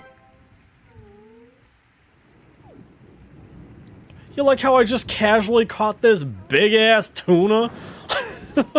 Hold on, we gotta go back. We gotta go sell this thing real quick. Taught skill, but you develop your own way of doing it once you master the bases. Yeah, 100%. And that's... I think that's what draws me towards YouTube a lot too. And I starting, you know, I talk about it a little bit here and there. This whole YouTube thing has been really interesting to me because it's kind of taught me a lot about myself as a person. No, no, no, no, no, no, no, no! Oh, hold on. Oh. Oh, Jamie, no. Oh.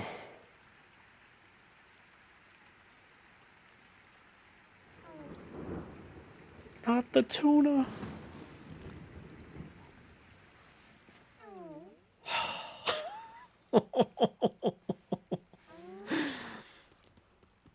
Is it... I can't say I'm gonna kill myself on stream, right? Like, oh no.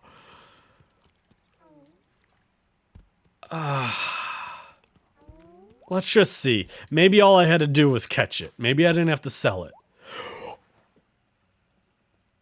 I don't know if you can see me pointing. It's right there. That's the tuna. We're good. Oh. I mean, that would have been worth some decent money, but, you know, it would have only been like $60. I'm not too worried about it. The important thing is we caught it, and that's all that matters. That is the only thing that matters, is catching that tuna. I know.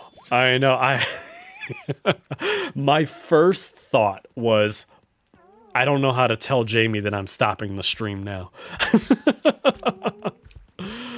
Oh, man. That was heartbreaking. It really was.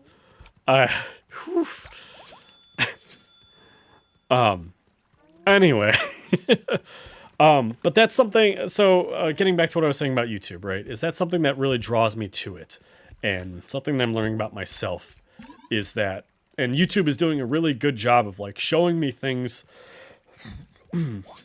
that I'm interested in, especially when you start to learn about the algorithm, how the algorithm works, and you start thinking about like this program that's built to literally just be your best friend and know exactly what kind of crazy stuff you want to see, right?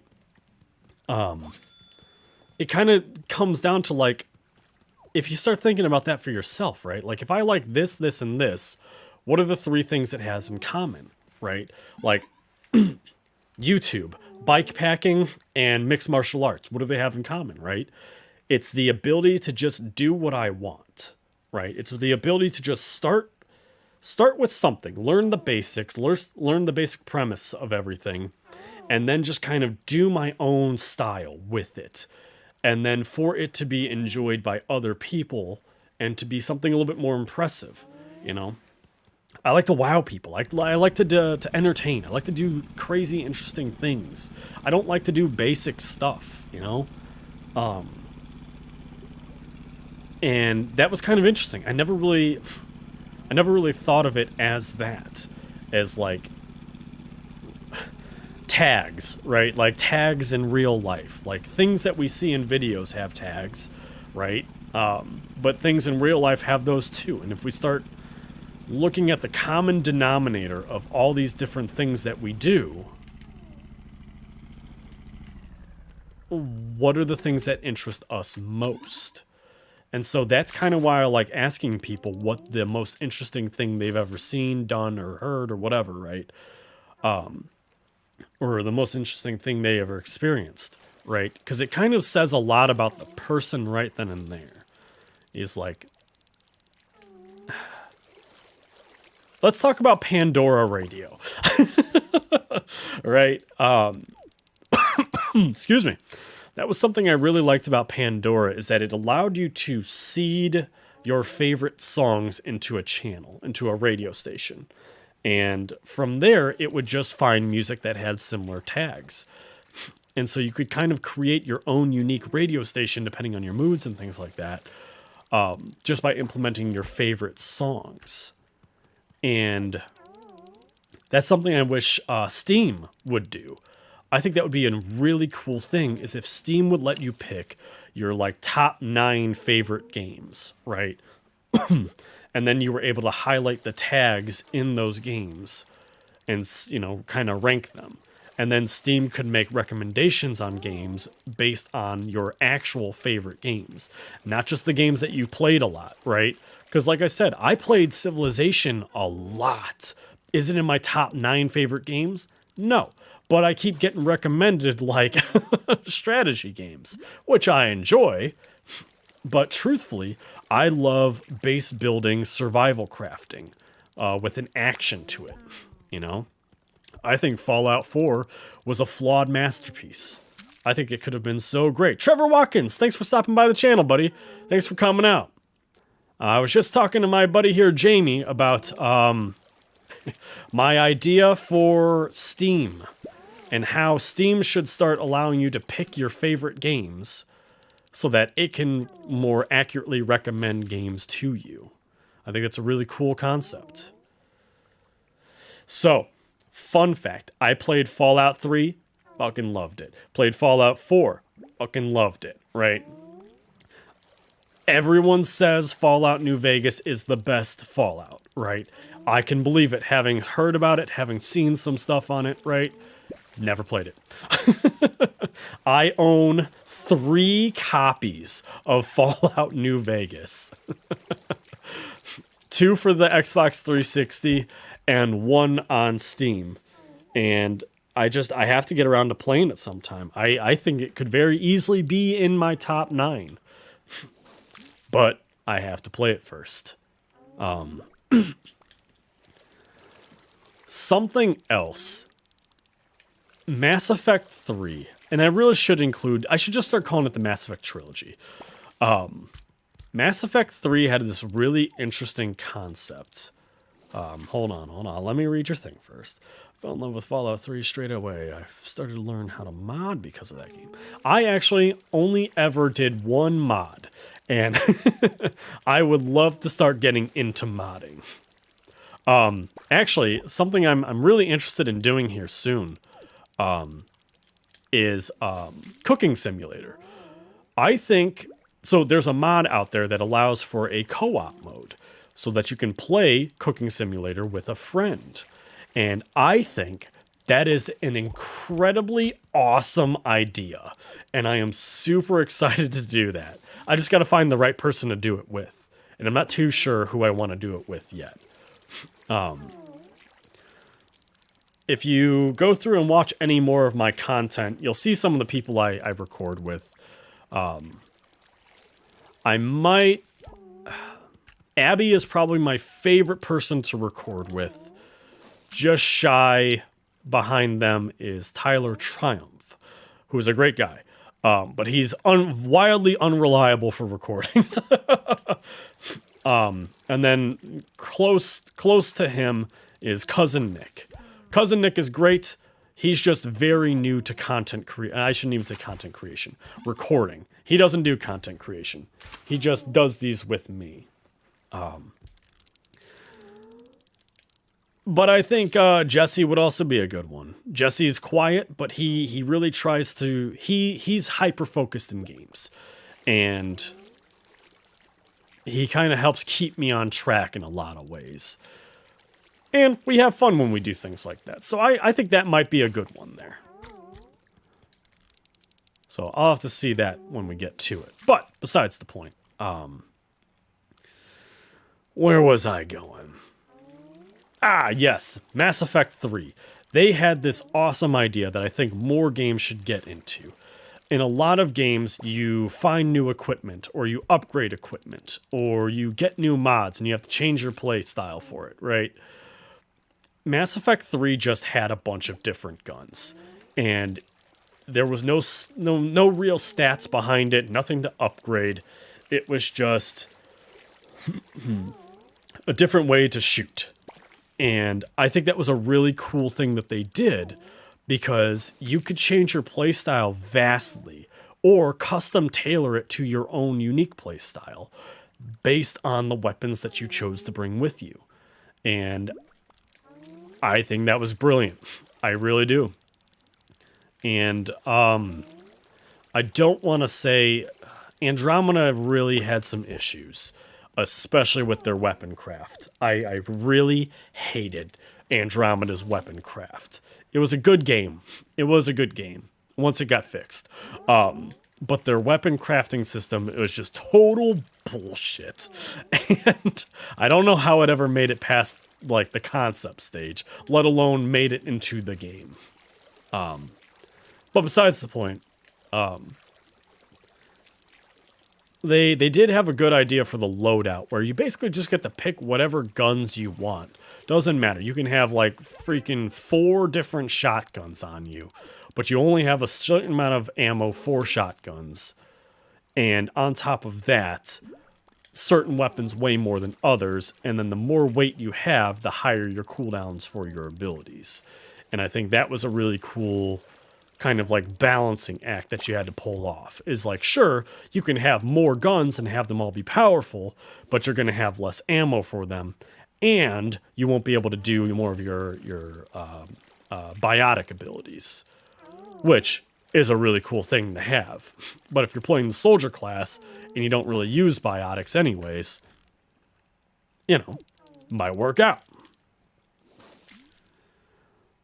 But yeah, Fallout 3 was great, man. How do I want to put this? I have not always been a serious gamer, and I've always, even games that I was good at, I've always played more casually. And, you know, never really paid attention to the finer details of games. And Fallout 3 was one of those games I played when I had that mentality still, where there was so much more I could have done in Fallout 3, and I think I would have enjoyed more out of Fallout 3. And I have been thinking recently about going back to it. I just don't know that anybody's really going to want to watch a playthrough of Fallout 3. But I would love to do, like, the bloodthirsty playthrough of Fallout 3. You know, just killing everybody, going through cannibalism, vampire, everything, right? I think that would be kind of an interesting playthrough, and just go through and clear out the entire wasteland of all human life. Because I believe there's even an achievement for that one, a hidden achievement. And I think that would be cool, just to go through and do a playthrough like that.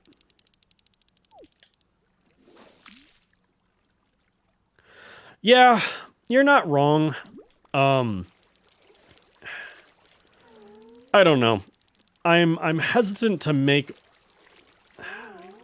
I want to wait to do bigger things like that until I have more of a following. Because it's hard putting out videos and not getting enough views on them. And it's why I have such a hard time breaking away from Wobbly Life. It's because Wobbly Life performs so well. And sure, there's tons of other games out there that I would love to do playthroughs on, and even introduce more people to.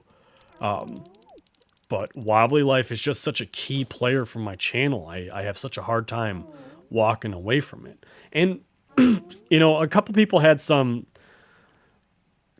quote-unquote negative comments about my Burgers on the Beach video. Constructive, of course, you know. But it is kind of hard to explain. Part of what makes this kind of content enjoyable for people is, number one, that I try to make it fun, you know. Somebody, it might have even been you, Jamie, had said that the beginning portion of the video was a little slow, and it felt like it dragged on. It took too long for me to get to the burger making portion of it. And I struggled replying to that one. I don't even know if I did, because it's kind of like, he doesn't understand, and there's no way I can explain it to him. But that's what the fans of this kind of content enjoy, is like, they like a little extra story to it, a little extra funniness to it. You know, like, sure, it's a good thing to just dive in and get the unlockables real fast. But anybody who does that, like, their channel just doesn't do well. Because sure, you can just watch an unlockable video on it. There's a guy out there who does just like a 25-minute video, and he shows you how to do every single unlockable in the game. And it's good. It's great. I use those videos to get through all these things. But to actually make content out of it, you've got to find ways to stretch it out and make it a little bit more enjoyable. Make it a little bit more different. Put your own spin on it. See, Trevor gets it. Trevor's my boy. He knows what's up. That's why Trevor is a long-time subscriber, right, Trevor? Right? I know you hit that subscribe button already. I don't even have to tell you, because you already know, my friend.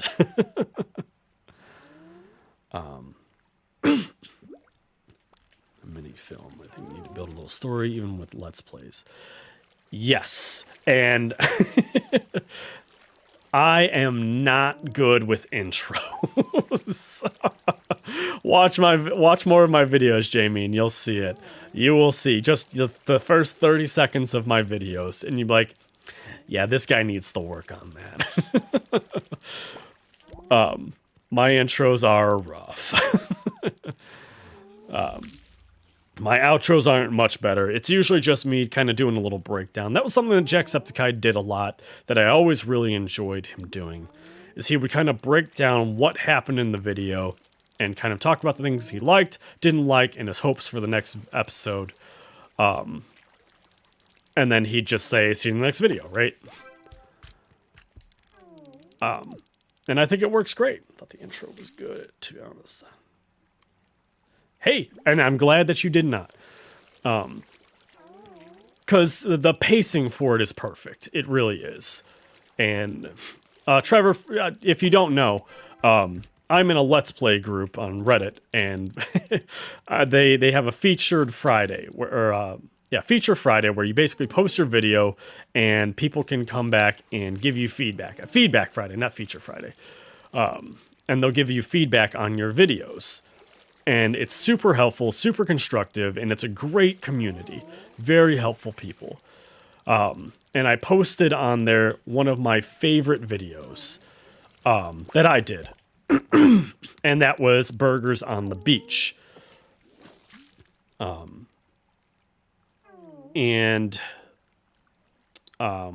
I got some feedback on that here today, Trevor, and that's kind of what we're talking about. Burgers on the Beach, I think that was the best video I did on the channel. I think that one just came together really well. Since then, I've put out some other good videos. But see, that's the difference, is that you can either make it your own, which you should always do, right? And that's why I mentioned how much I love your content, Jamie, and why I'm so excited to check out more of it and see more of it as it grows, is you have such a unique point of view that you bring to video games. And God, I wish I would have thought of that idea first. I think it's just awesome. And I'm really excited to see how far you go with it. And if you don't take it far enough, I'm taking it, man. I'm stealing that idea. What was I gonna say? I got lost in the bit, you know. Yeah, so there's only two ways to go. Either you make it your own and make your own essentially storyline with these games, right? And actually a YouTuber that I'm actually I started watching him because of Wobbly Life. I needed to know how to get certain unlocks, and he was just very popular with it. And I hated his videos at first, right? His voice is just super annoying. His humor is just, it's definitely geared towards like 6 or 7-year-old kids. And even then, it's just really cheesy, gimmicky stuff, right? But as I started watching his content, he started making it his own. And I started to realize that's what people should be doing. It's one thing to just play a game, right? And have your commentary. But that's what the bigger YouTubers are for. And until they retire, like, it's going to be hard for us smaller guys to get in. And there's nothing wrong with that. I mean, you can always do it yourself. You can always do your own thing. And who knows, maybe you have better commentary. And hopefully, maybe one day you take over if you do. But YouTube doesn't seem to work like that. It's the people who put in the time and the effort that get noticed on YouTube.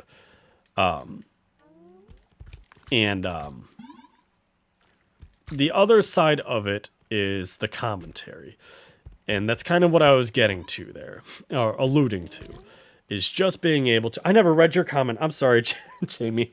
I used to spend hours on outros. I used to make a montage almost and use music. I was inspired by and how he handled outros. I'll have to check him out sometime. I'm not familiar with him. Because, God, I need to start working on it. I've watched a good bit of YouTubers before here. I know I talk a lot about Jacksepticeye and Markiplier, but that's, admittedly, I have watched more of their content than just about anyone else in terms of, like, any other YouTubers. And most people have, right? And for good reason. But, like, just being able to bridge past... That's why it bothers me so much whenever I see people post on that subreddit saying, like, I want to do this like Markiplier. I want to do this like Jacksepticeye, right? Get back over here. You know what? You're going to prison. It's like, you can kind of see what they're doing, you know? It's like, you got to be your own person. You got to do your own spin on things. And you just got to go from there.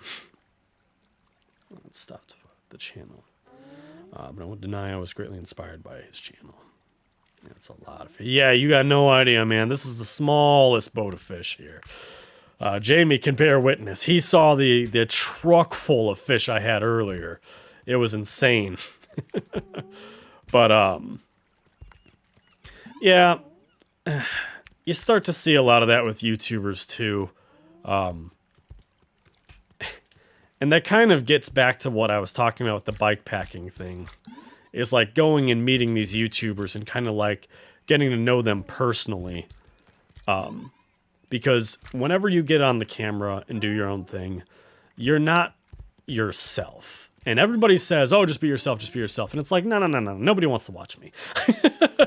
They don't want to watch Brian. They want to watch Big Mayonnaise, you know. And I guess that's kind of the difference here. And it is funny. I say that, but it's not true.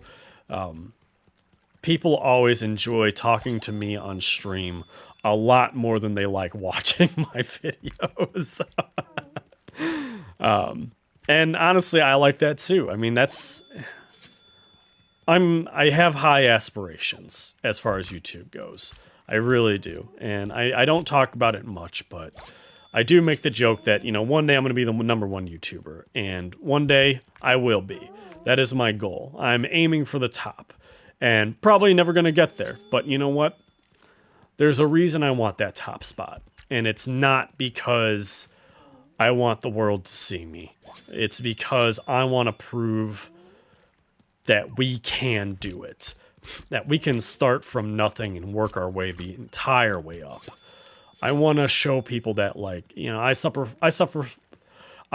from some pretty rough depression, and I've done a really good job of getting a handle on it. But it's been debilitating, and it's always hard to push through things like that. And I just want to be able to be the proof that, like, if you get out of bed, if you just get dressed first thing in the morning and brush your teeth, that's the biggest step. And it goes back to the whole sense of, like, why you should make your bed. You know, why make your bed when you're just going to get into it and mess it up later anyway, right? Thank you, Trevor. That means a lot, actually, buddy. But if you just do the small things, it starts the momentum. It's forward momentum. It gets the ball rolling. If you just get out of bed and brush your teeth and change your clothes, it's a lot easier to force yourself to get through the day. Man, I keep copping a feel here, and I feel really bad. And I'm going to get canceled for this one. I just know it. But like I said, like, that's a big thing for me. It's just I want to be able to show people that, yes, depression is this big, terrible thing, and there's no cure for it. You're stuck with it. So you have to learn to live with it. And you have to learn what you need and how to go about it. Because at the end of the day, you don't have any other choice. And you have to get through life one way or the other.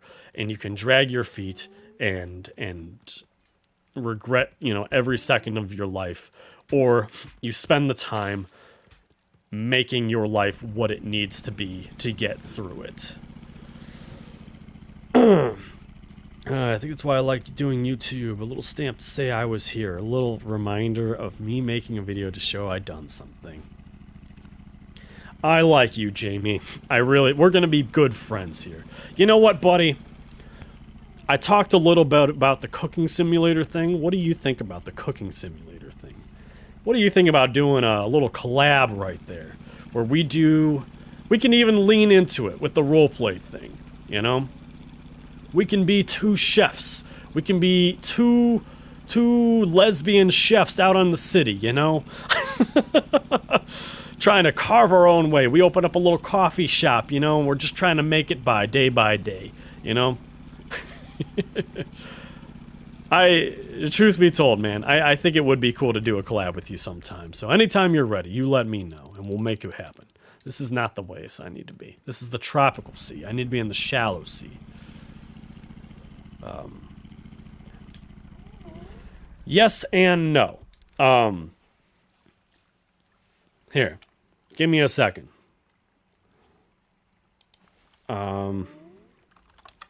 Let's aim it out. I guess I could have asked. I typed a name into the channel there. Let's game it out. If you are not familiar with... Oh.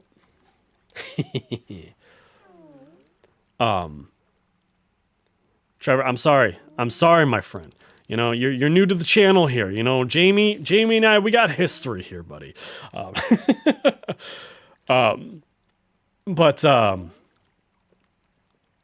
Let's game it out. He does a couple cooking simulator videos, and I think you would really enjoy those. Let's Game It Out has a lot of hilarious videos, and I love it. I really do. But besides the point, cooking simulator, I wouldn't say it's quite like Surgeon Simulator. It's a little bit more serious. It's more of like an actual like simulator kind of game. But you can have a lot of fun with it. And a lot of YouTubers did have fun with it. It came out maybe about a year ago, and people have been doing a lot of content with it. And I think a co-op cooking simulator would be an awesome, awesome idea. You know? I truly do. But, besides the point. What was we going to get at here? Yeah, so we kind of talked about it. But yeah, just kind of like making your stamp in the world, you know, showing that you were here, that you did something.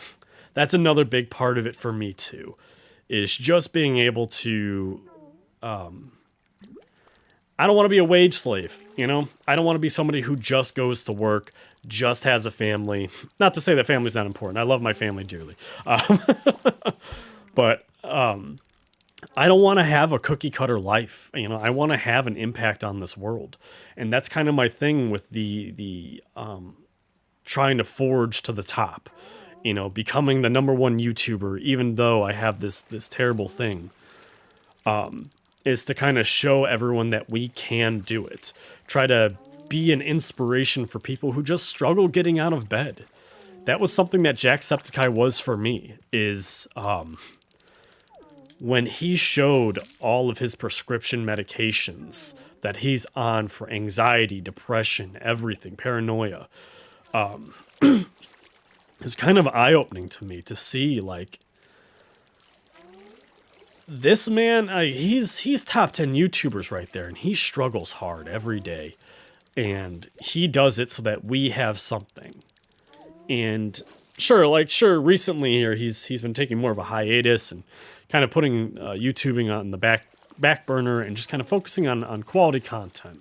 And I'm happy for that. You know, I'm happy to see that happen. But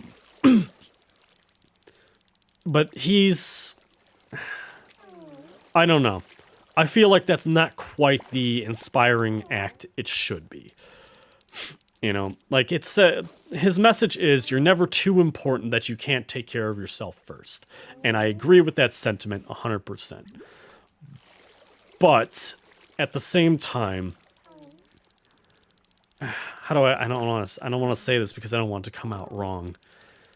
He's in a position to show that he can do more. You know, he's in a position where maybe that's what he should start doing. Is like I'm saying, is start advocating for mental health more instead of just saying I'm taking a break and then taking a break. Or talking about his issues live, you know, like that's a great thing. It's good to raise awareness for that, but a little bit more than that would to kind of step forward and say, hey, I've been talking to my therapist, you know, maybe start doing some, like I would love nothing more than to watch Jacksepticeye go through one of his therapy sessions, you know, sit down with his therapist and talk. And I know he did a couple videos that are similar to that. But I think that would be a really cool thing. And I know that that's a really personal and intimate environment. And I would never say he should do it. But I think it would be a really interesting thing to advocate for getting help, for getting therapy. Because I know for a lot of people, they're worried about going to therapy and talking to a therapist because they think they're just going to get put on some medications, which is not a therapist's job. It is a psychiatrist's job. And they cost more. But I've had a lot of bad therapists that have really put me off of therapy. And that's why I started doing the bike packing thing, is because it's better than any therapy was for me. Just being able to just get out and find myself. And that's kind of the idea behind that channel idea, is that just getting out, meeting new people, and just kind of finding myself outside of my normal day-to-day life. And kind of pushing people more towards that direction of that's what they should be doing too. Get out of your comfort zone. Do something crazy and just live a little. Stop being confined by society, by expectations, and just get out and start doing your own thing.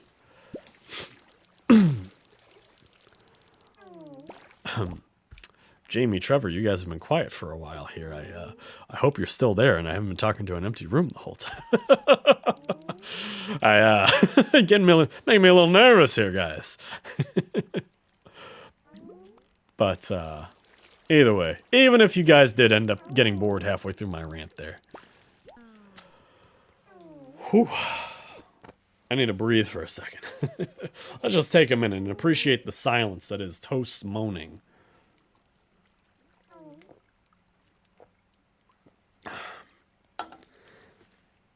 Which, if you guys know, yeah, I try to hit home every time I do these streams, man. I never really know where to go with these solo streams. Did my phone just vibrate? Oh, I think my phone just died.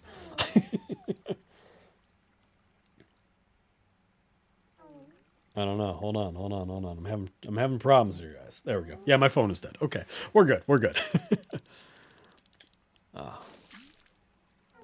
Trevor, you don't gotta retract your messages, buddy.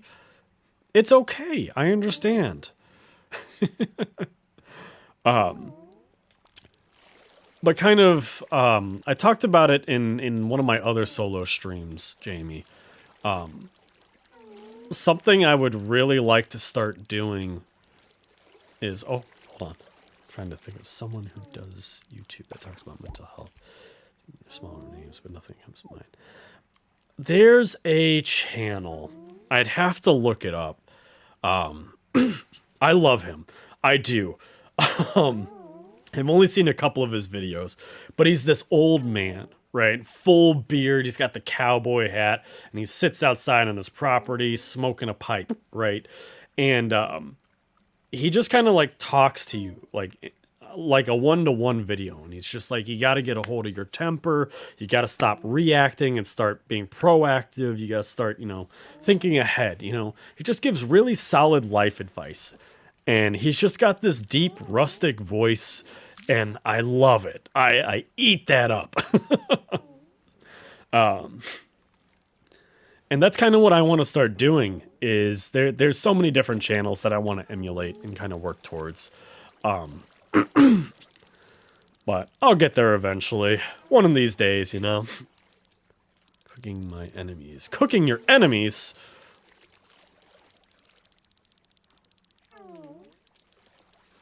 I just played a game called Cooking Companions, which is a game about cooking your friends. I don't think I'm going to continue that series. Look, now that's just the three of us here. You, me, and Trevor Watkins, and mysterious third person in the chat. Or not the chat, the room. I'm kind of a little bitch when it comes to horror games. I actually, I played Doki Doki Literature Club, and I threw up when you get to that scene. You know the one. And I was not okay for probably about 2 weeks. I should have taken that warning a little bit more serious. And while Cooking Companions is not as personal to me, it still really messed with my brain, and I don't know. I'd be happy if I never played it again. And those kind of games, especially being that Cooking Companions did not perform well, I don't know. I'd kind of like to just... Excuse me. Oh, you know what? While I'm talking about this, there was one big important thing that I meant to do today that I forgot to do. So don't mind me. I would be happier if I never had to play games like that again. And I think I'd be happier just staying away from the scarier games. I really do.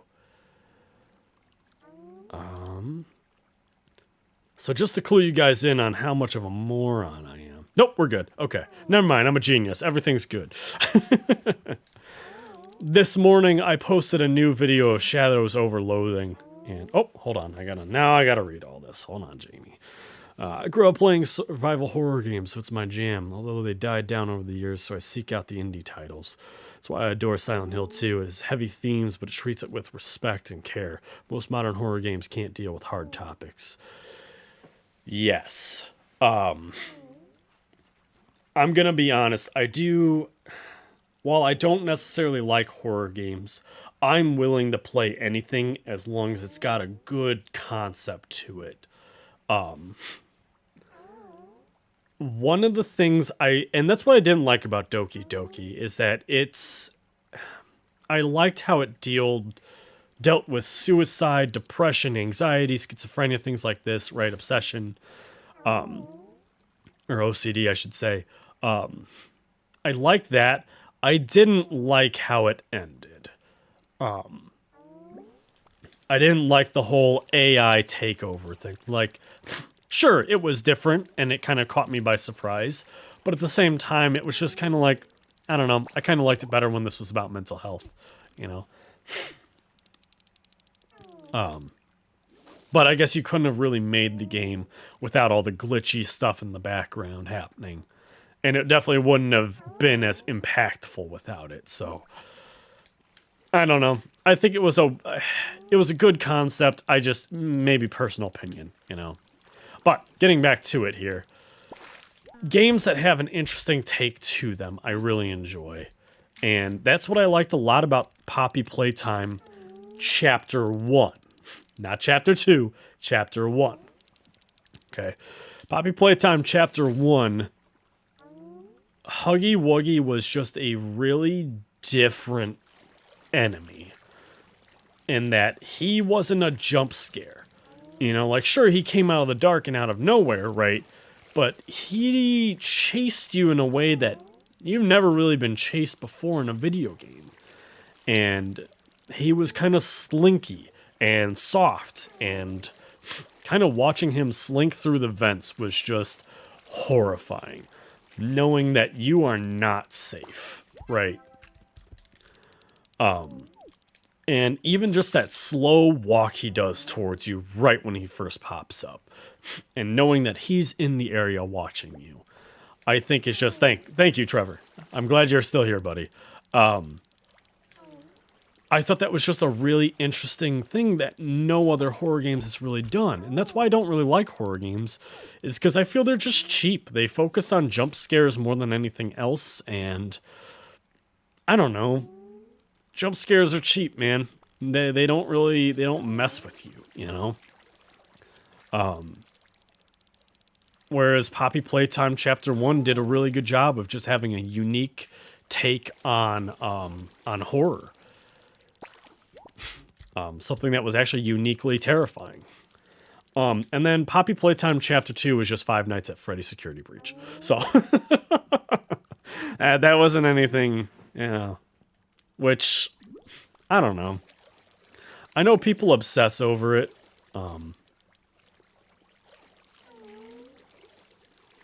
Yeah, exactly. And I think that's something that more games need to do. Build the atmosphere, build the world, make it more creepy. Like Mortuary Assistant, right? I talked a little bit about that one earlier. I haven't played that one myself, nor have I really watched much content on it.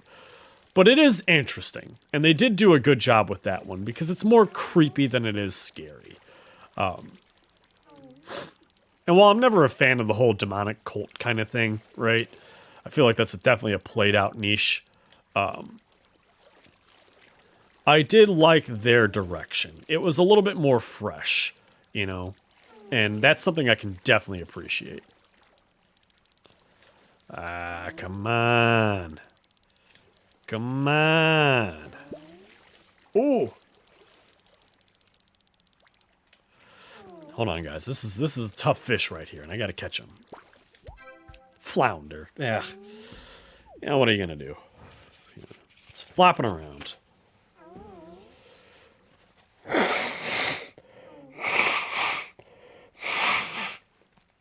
No, Trevor, we don't say yay for the flounder. We don't want the flounder. We want the sawfish.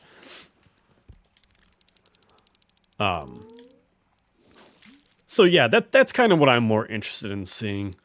And that's why I have such a problem with the indie game horror scene right now. Is that they all focus pretty heavily on jump scares. Or just like, I don't know, weirdly creepy stuff. Like, I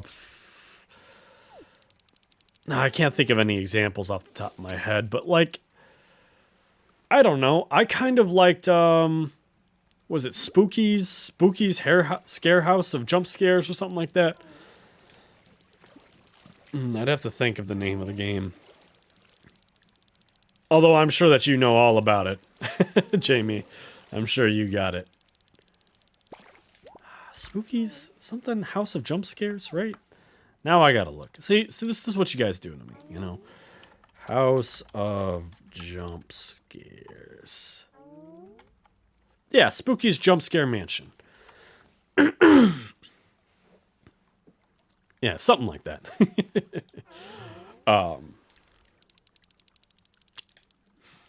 Yeah, man, that was a little bit more interesting of a thing. Labyrinthine, I thought was interesting too, you know? And how it gets more and more dark and grotesque as you go, you know? And, that was something I liked about Cooking Companions, is that it's a very like, you know what's gonna happen. You know exactly what's going on, right from the get-go.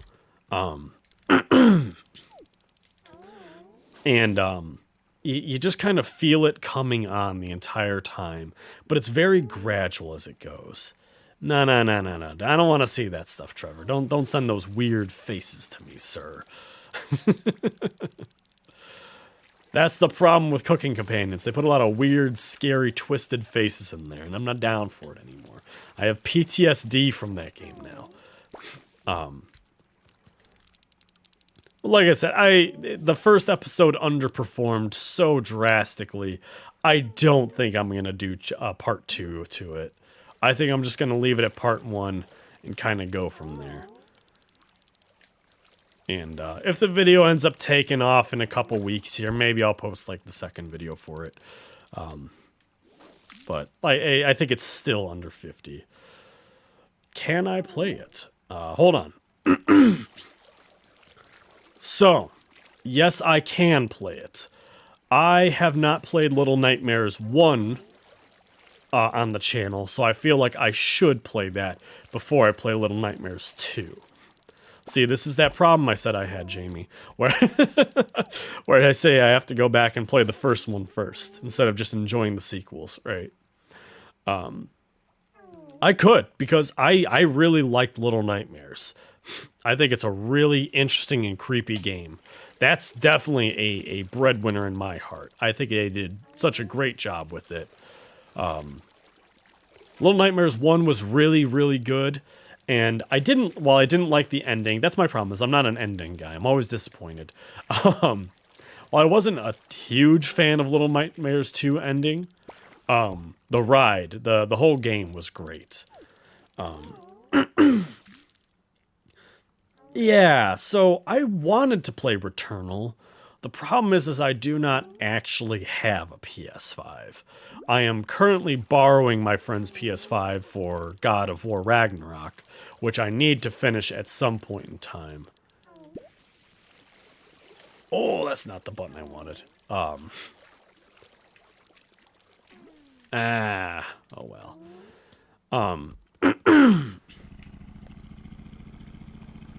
Yeah, I mean, my buddy Gregor is just the nicest guy in the world. What was I gonna say, though? Returnal, yes. I wanted to play Returnal. It did look really interesting, and I heard some really good things about it. But like I said, it's hard for me to shell out money for big box games too. Like, I don't know. I've always been the guy that I look for deals, right? I look for the cheap stuff. And when Horizon Zero Dawn was first announced, right, I was super excited for the game. And I wanted to play it so bad. But every time I looked at that price tag, I said there was just no way I was paying $60 for a game. And despite me hyping it up more than anyone else, I didn't play it till almost like a year and a half after it came down, when I was able to buy it for like $20. And then I bought it for $20, and then they released the complete edition later. So, no. Horizon Zero Dawn, not Horizon Forbidden West. Which I still haven't played that one either, and I need to. And I would really like to. It's actually on my buddy's PS5. He downloaded it to it, so I might sneak that one in there. Hold on, I'm stuck. Yeah. See, you get it. No worries, man. No worries.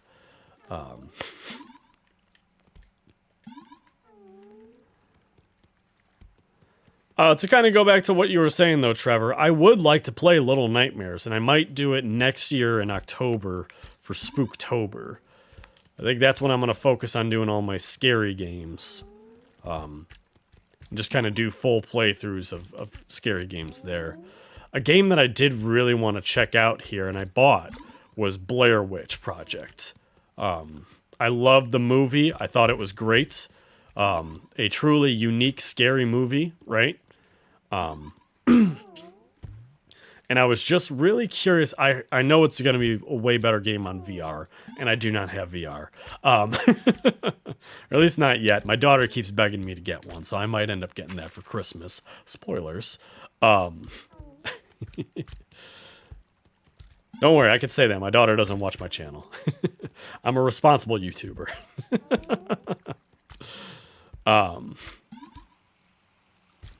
But kind of getting back to what I was saying, though.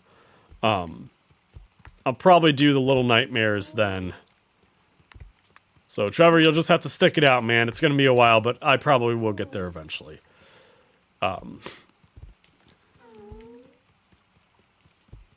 Actually, Trevor, if you go back and watch, like, from where Jamie first gets into the chat here, you'll hear my whole plan of videos for the next year. I laid it out pretty good. There we go. Oh, man. Yep, it's going to be a very busy year, but that's all right. I talk about it in, I think it was my pressure washer simulator video with Tyler, or Sugar Tea Lovers, whatever his handle is in that video. Excuse me. At my job, you know, it's such a laid back, slow job. So it's a job I don't like because of that. Because, you know, it's a hard job to be passionate about when there's just nothing to do. But it pays very well. So so I do what I can with it, you know. And it allows me a lot of free time. Like, I talked about it a little bit before, but my job allows me to just sit back and work on all my videos. So it's really nice to have a job to where I get paid a good, you know, a really good salary, and I'm able to sit down and edit all my videos at work. And in that power washing simulator video, I even talked about, like, it's a job that I could do while still having my YouTube career. You know, nothing that I do for my job, like, there's days that I'm busy. You know, there's days where it's just balls to the walls, always working. Yeah, it's even more than that. Like I said, so what I do is I record most of my videos on, like, Friday and Saturday. And then my plan is to start doing shorts on Sunday, and then just kind of slowly release the shorts throughout the week. And then during the week, I do all my video editing. I might do a video edit on... Yeah, exactly. It's like Oreos and milk, dude. It works together, and it's not going to work any other way. Don't even try it with water. There's a problem with that. You're a sociopath if you drink Oreos and water. What was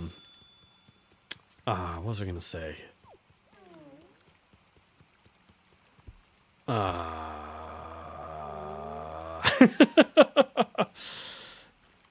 Yeah. Eric Root, hey buddy, thanks for coming out, man. Good to see you again. You were just in time for my massive brain fart where I forgot what I was talking about.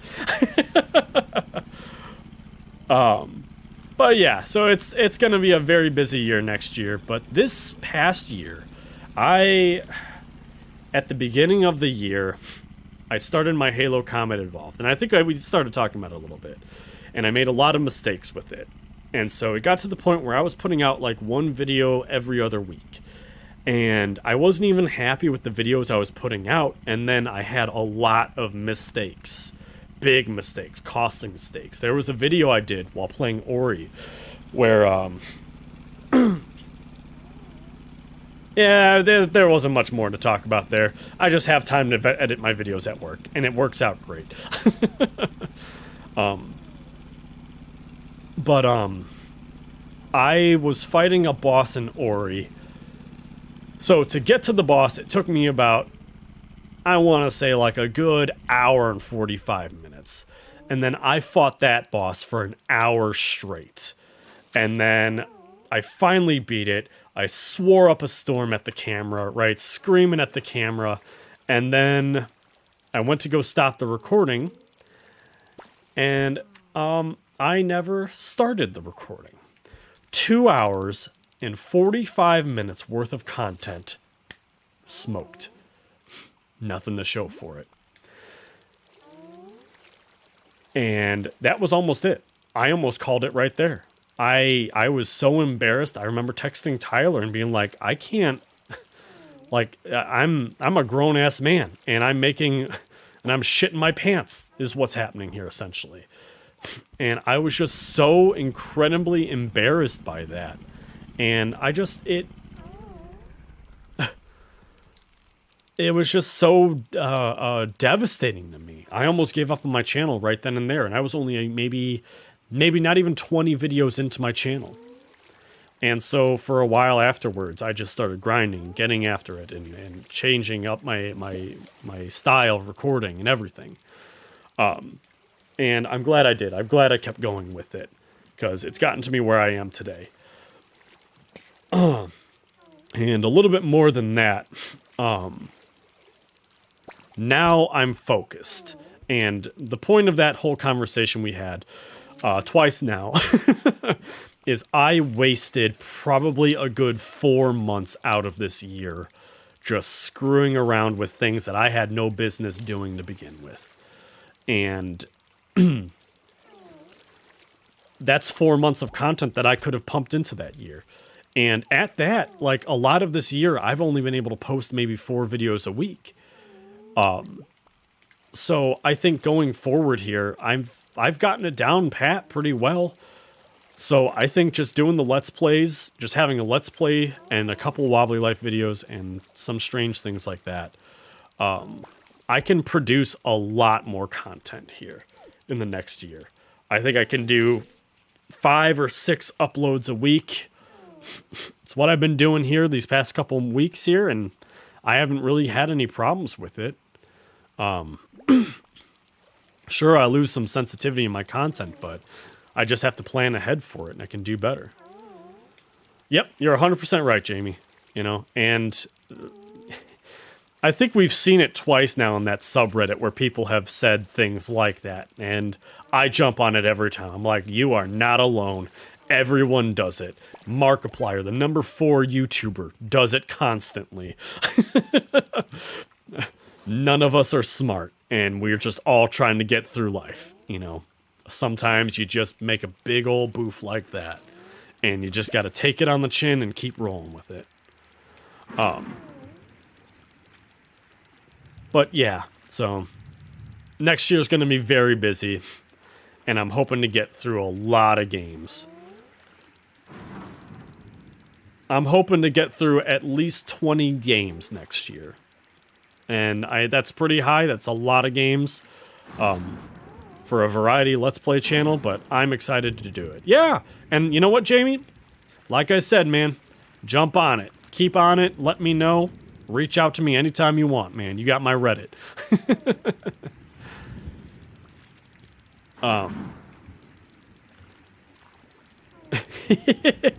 Well, hey, man, I definitely appreciate you coming by the channel, Jamie. It's awesome. I was actually thinking about dropping off here soon, too. So, thanks for stopping by, Jamie. It was a pleasure having you, buddy. You have a good night. Or morning, I guess. Alright. Yeah, I think I'm going to catch this fish, and then if it's a legendary one, I'll take it back to the wharf. But I think that'll be it for me as well. Did a lot of talking tonight, and I hit my subscriber goal for the night. Alright, man. You have a good night. And hey, Jamie, just want to let you know, in case you're still here, I did hit my subscriber goal for today. I'm at 191 as of, well, whenever ago. Yep, didn't get the fish anyway. Alright. You guys have a good night. I'm ending it here. Thanks for stopping. If you guys are watching later on YouTube, don't forget to hit like and subscribe. And as always, I'll see you in the next video. Or stream.